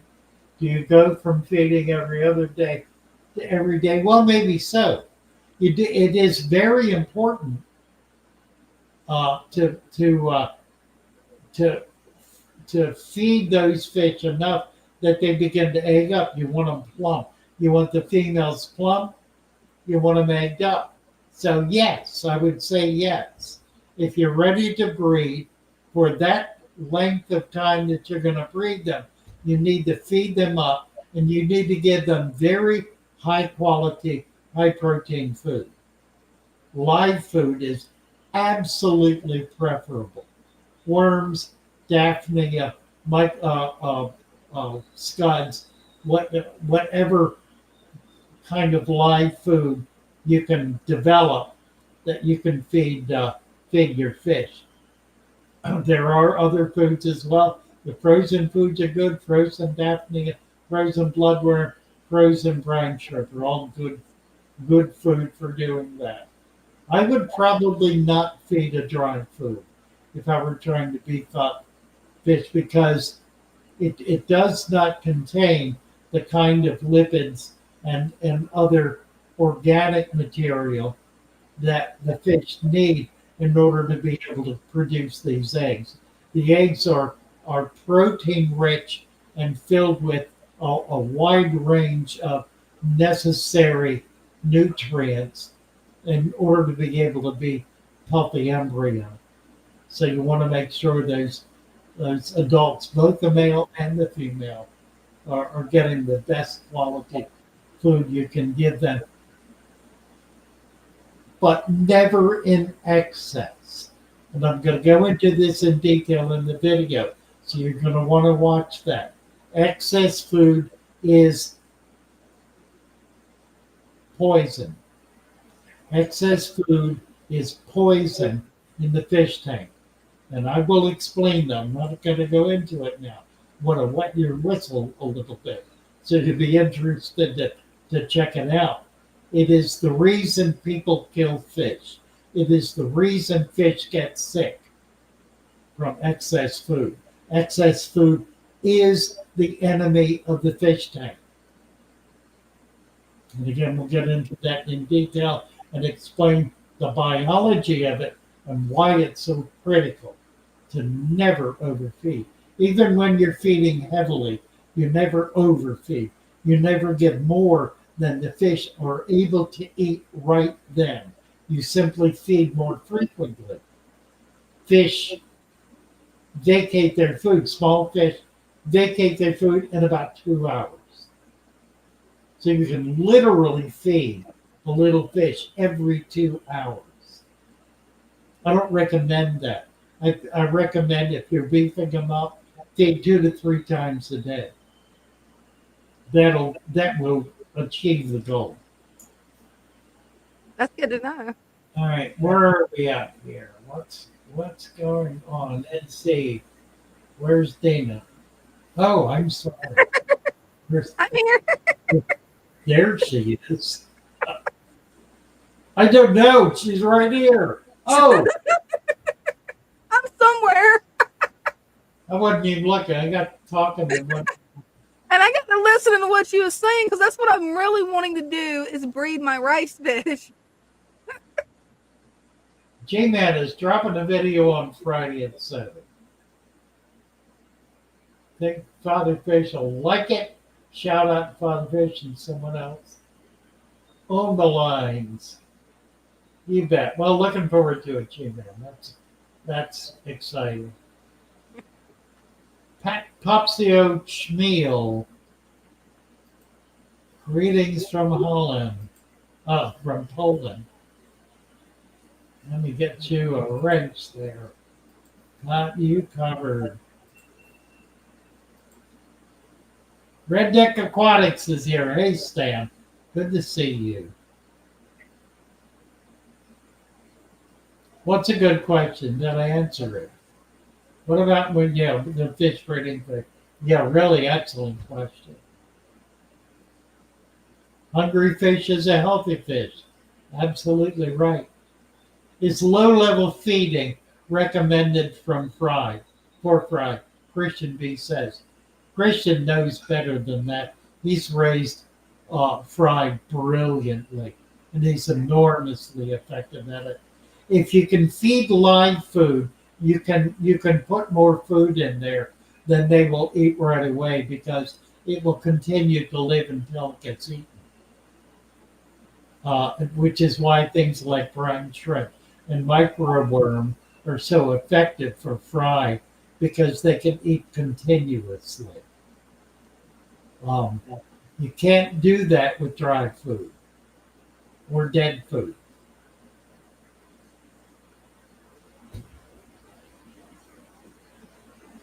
I think we got everything. I've been yeah.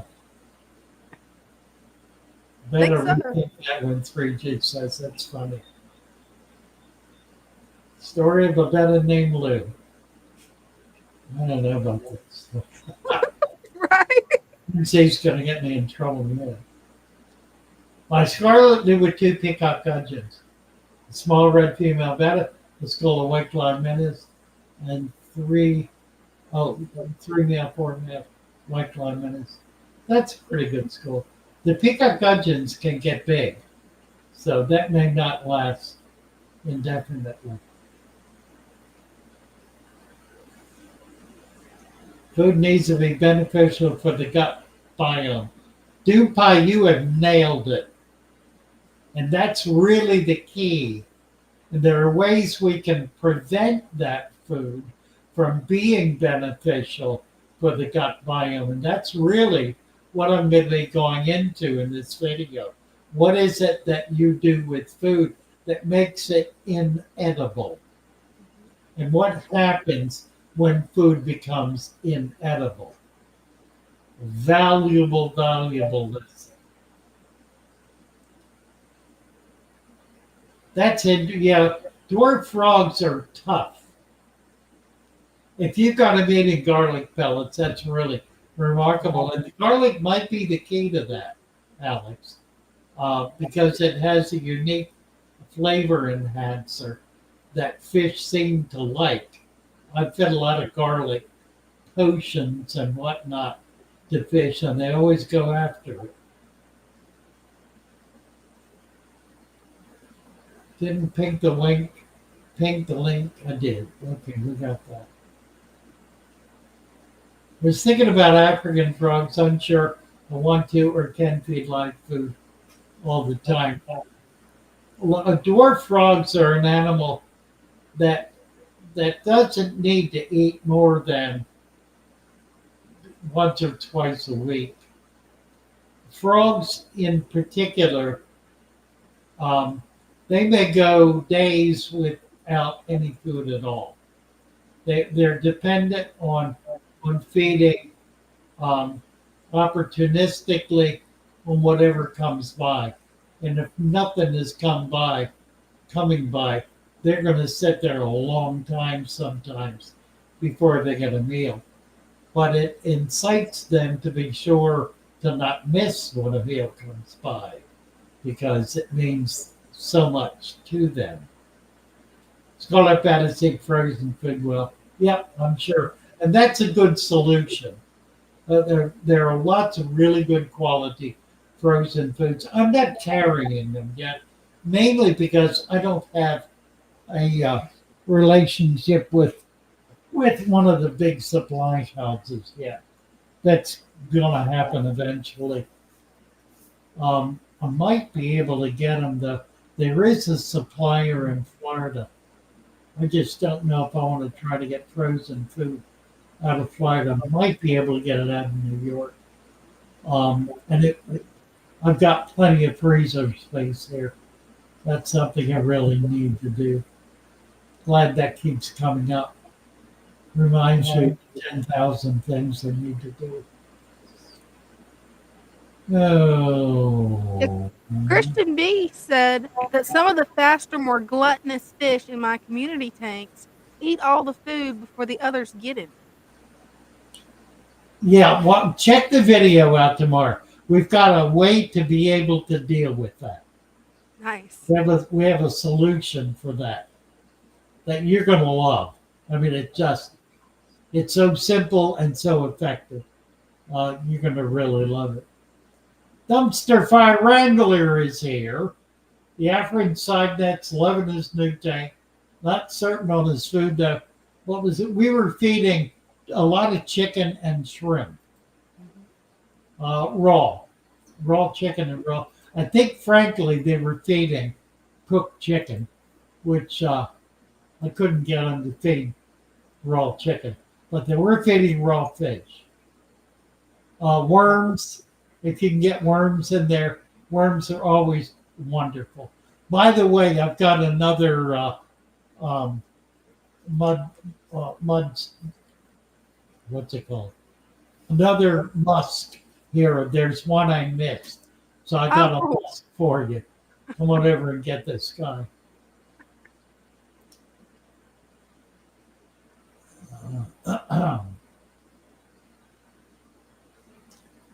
Bug bites I think bug bites are brilliant food. I really, really like bug bites.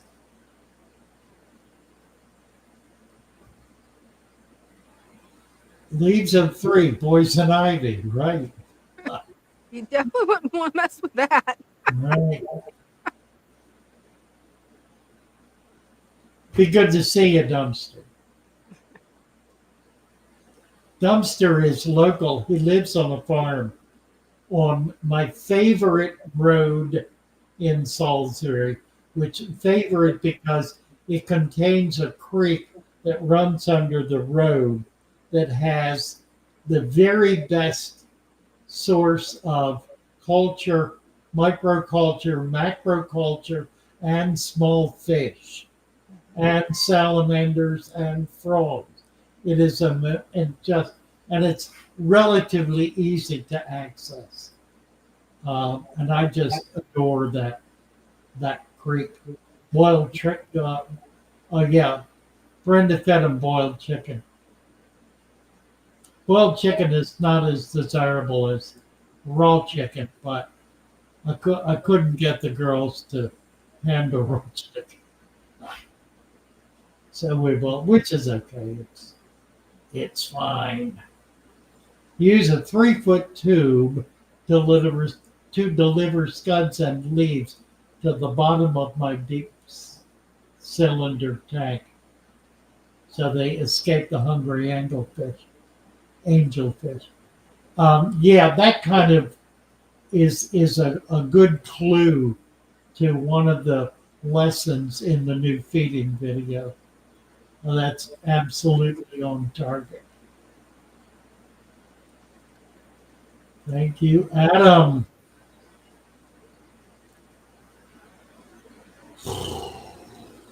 What I think is funny is my baby musk turtles, they love hunting scuds. Yeah, they're really a neat little turtle. They really are. DIY brine shrimp hatchery. I know, Daniel. Corey has one, and it's perfectly effective. It's $50 though, and it's small. It will not produce the volume I need to produce. I had one that the brine shrimp hatchery used by the Florida fish farmers is a square cone, essentially ice cream shape with flat sides, about 2 feet tall, with a drain at the bottom, and it's suspended, either made of acrylic and suspended on something or set in something. Unfortunately, no one is making them anymore. So I think I'm just going to go ahead and make a couple and maybe get back in the business, because it is the very best brine shrimp hatchery known to man. I've had several of them and they're all gone. I don't have any of them. So I'm going to talk to Corey about that. We're going to try to put something together.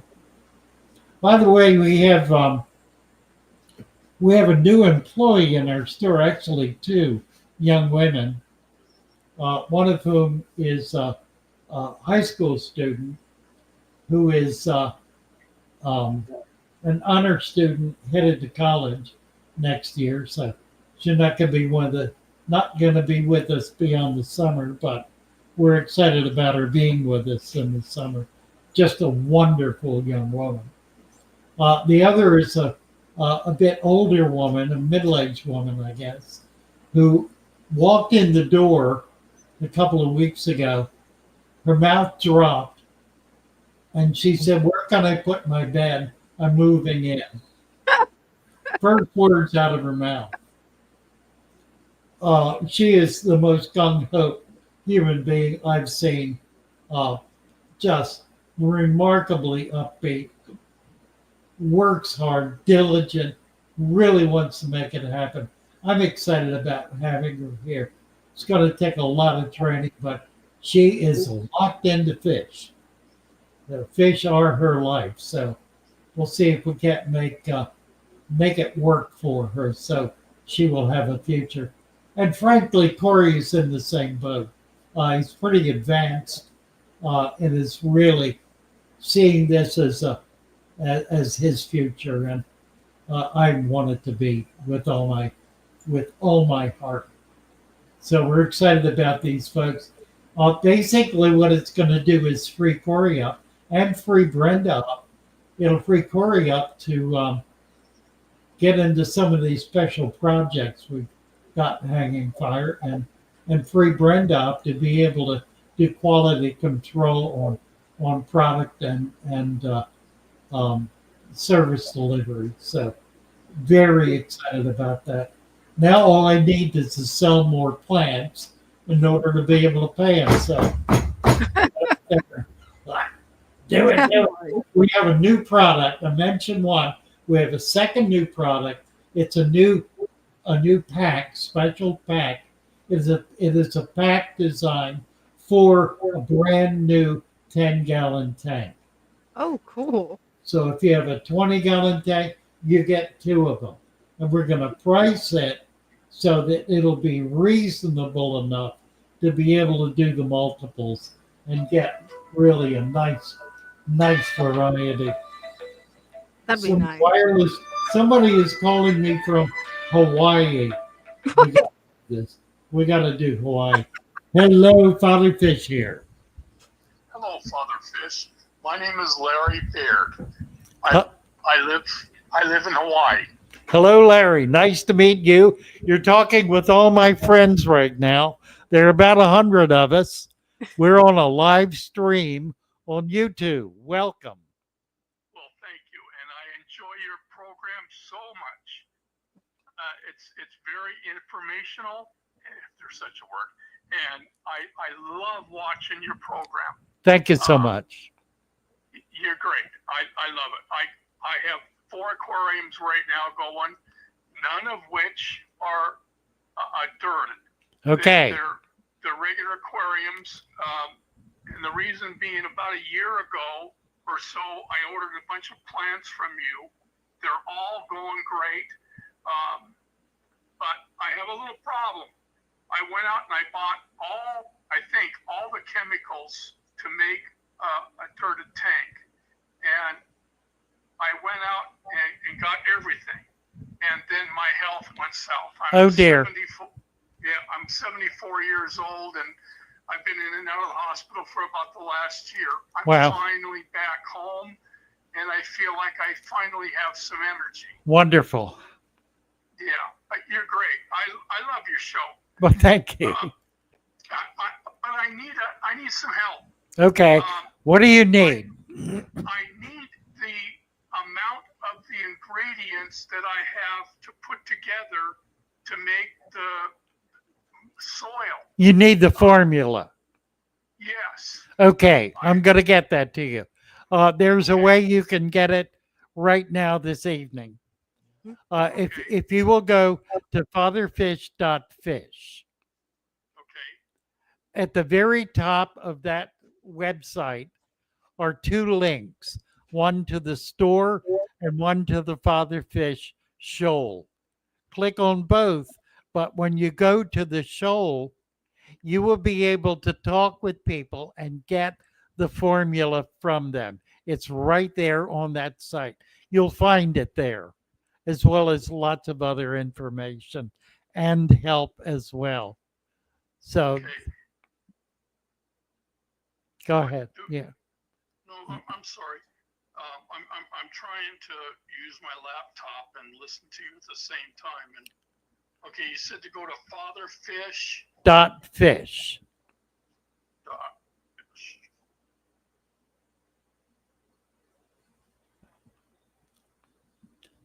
Is that coming up? Yeah. Well, my laptop doesn't work too fast sometimes. Okay, Father Fish, welcome to Shoal. Okay, click on Shoal. Click on that link. Okay, just did. And that will take you right in. You will need to read the rules, and there will be instructions at the end of the rules about how to move forward. It's pretty simple. Just read it and do what it says. Okay, it sent me to a page that says Home eBook Complete Guide Catalog. Is it in that list? I think you clicked on the store. Uh-oh. Okay, Try it again. It happens. Father Fish Aquarium, welcome to Shoal. See if I get the same thing. Do you see the two different ones? The Shoal and the store? No, I see Shoal, but I don't see the store. It should be. Well, it's unless they change something that I'm not aware of. Nothing should have been changed. Can you go back in there and see what he's talking about? Yeah, I'm going there now to check it out. Fatherfish.fish. Yes. I still see the Father Fish Discord and Discover the Father Fish store. I still see both. Okay, you should say Discover the Father Fish store and Discord. Do you see the word Discord?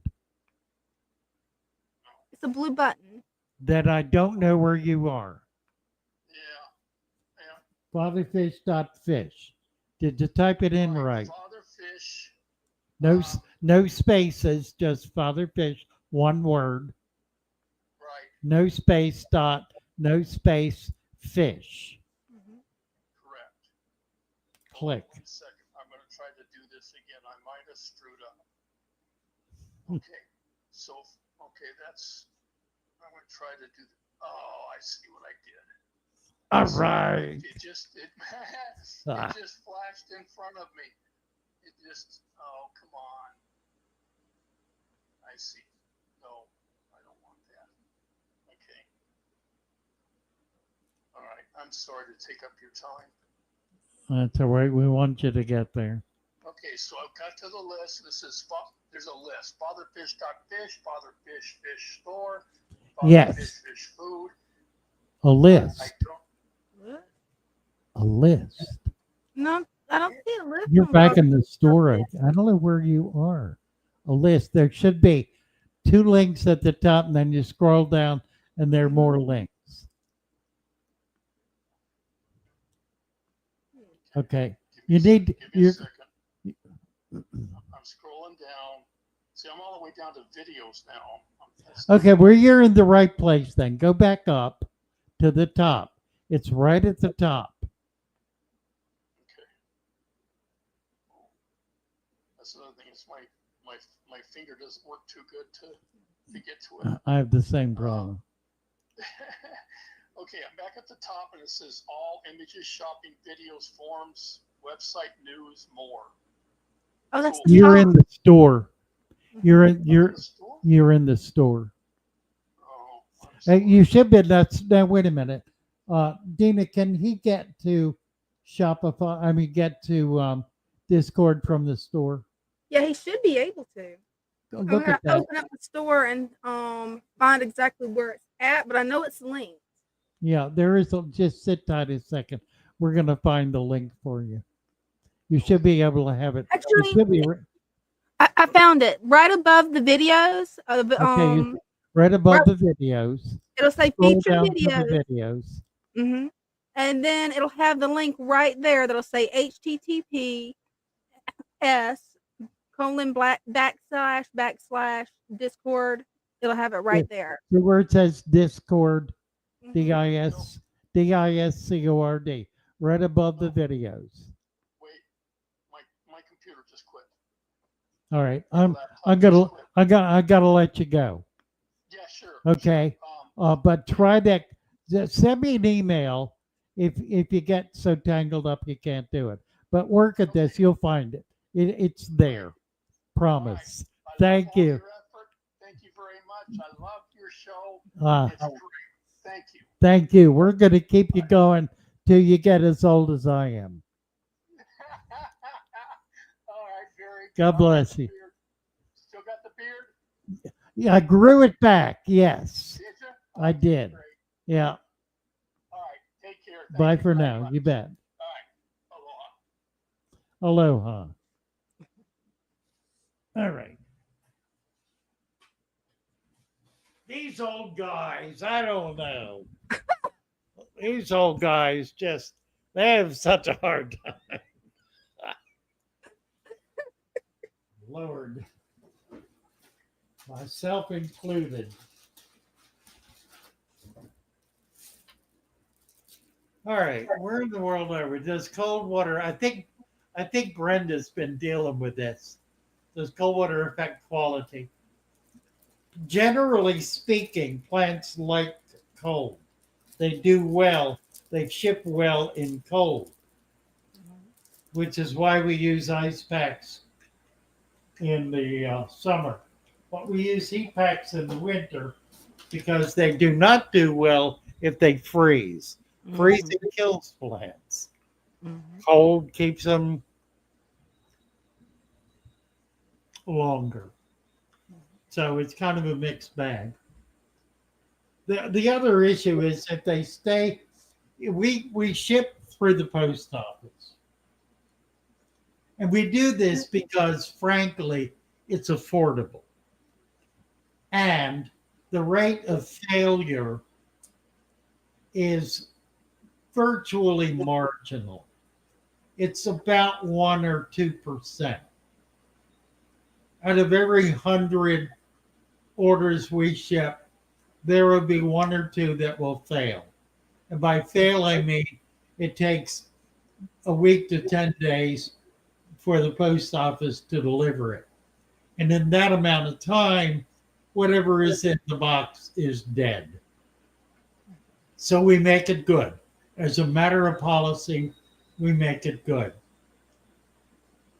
We only ask that the customer help us by paying the $10 for shipping.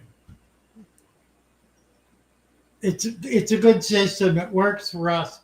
We can afford to do that. I agree with the man from Hawaii about getting lost. Thank you, Ron. Very kind of you. Yeah, we ship with heat packs in the winter in order to counteract the freezing.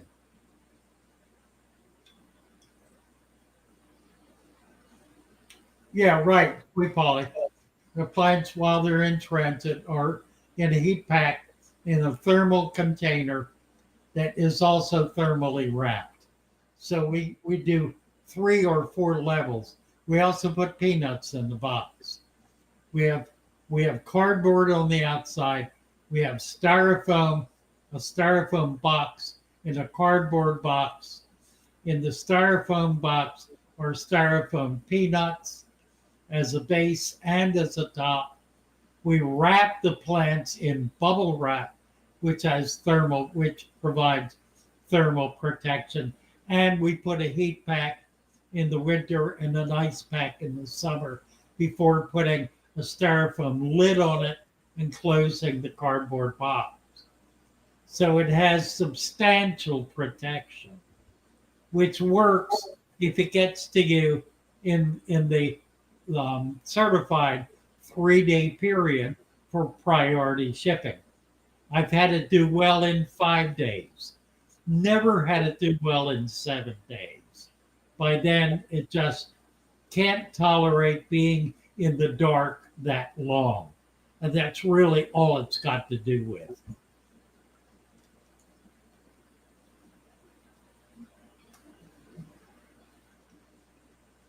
Let's see, let's do Psycho Plant Lady subscriber challenge. Where are you right now? Let's see, I'm at 8:55. 8:57 I've got. Yep, I just refreshed it to see because I opened it when we first started the live. 8:57. Okay. We want to get to 865. That's 8 subscribers. We need 8 people who are currently not subscribed to Psycho Plant Lady's YouTube channel to get on there and click the subscriber button and do it right now. We need these right now. We need 8. We're not going to let go of this until we are at 865.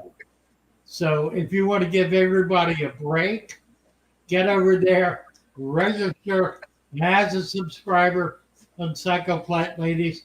It is vital that we get her to 1,000. And we're going to do it by the end of this month.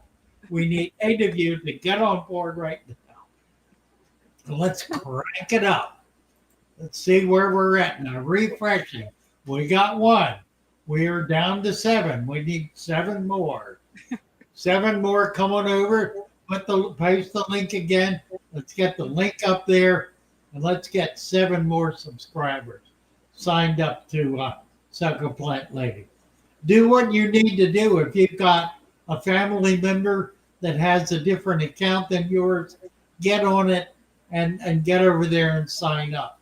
If there's someone you can call to who's a YouTuber, preferably someone who's into, well, golly, if you're going on her channel, into homesteading, into cooking, into chickens, into fish, turtles, into dogs. I mean, really. Practically a zoo. This gal has got it all. Get them over there and get them signed up. We need to do it. Right now, we are at 8:59. We need 6 more. Let's go support Psycho Plant Lady. We need 6 more subscribers.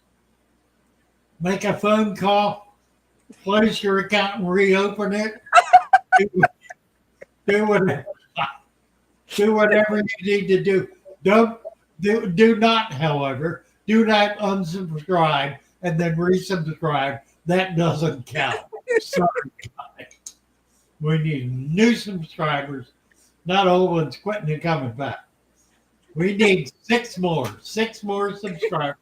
I know this is a big number and a big challenge. There's 1 more. We are down to 5. Down to 5. Only 5 more subscribers. We can do this. I know we can do this. It may take some creative thinking on your part, but I know we can do this. Open a new YouTube account. That'll get you. Do what needs to be done. We need to get 5 more subscribers here. Make it at 861. We are at 61. We need 4. Down to 4. We've done 4. We need 4. We're halfway there, folks. Halfway there. We're in good shape. It's going to be 3 in a second. Then it's going to be 2. Then it's going to be 1. Then we're going to blow the whistles and whatever, the confetti, and celebrate 865 subscribers for Psycho Plant Lady. How about it? We got 1 more. We need 1 more. There it is, 1 more. Down to 3. We can do 3 more. I know we can do 3 more. I know they're there. Just 1 more time. Take this personally. Take it very personally. If you're not subscribed, do it. Do it right now. You can do it and put dislike if you want. But get over there and subscribe to Psychoplant Ladies. Absolutely wonderful. You're going to love it. It's an amazing channel. It genuinely is. There isn't anything like. I keep popping up as I scroll through. I have these, wow, what is that? And I click on it, psycho. Happens all the time. It's amazing. There'll be a bunch of chickens. What is that? What are that? Dogs. Look at the dog. They're cute dogs. Cute. That's a great chicken. What is that? Woods. Looking at the trees. Walking in the woods. You name it. I mean, it's amazing. This is a very diverse 63 down to 2. We need 2 more. 1, 2. There it is. 1, 2. We're almost there, almost home. So close, I can taste it.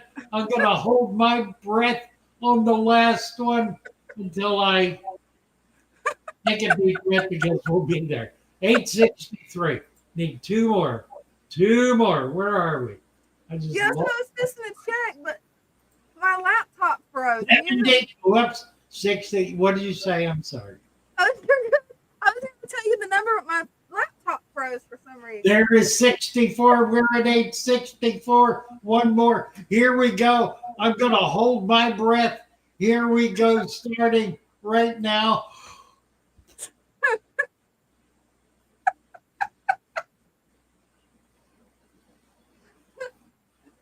We're at 65. We made it. Well, you can breathe. Bravo! Bravo! Thank you, guys. Thank you. Love you guys. You're miracle workers. That's amazing. Yeah, it is. Thanks, everybody, and thank you. We're getting there. We're getting there. We're gonna make it. That's 65 since what? Last Wednesday? Yeah, it's been I think we hit 800. I think 3 streams ago. It was the first time we did this. We got to 100. So 65 in about 1 week.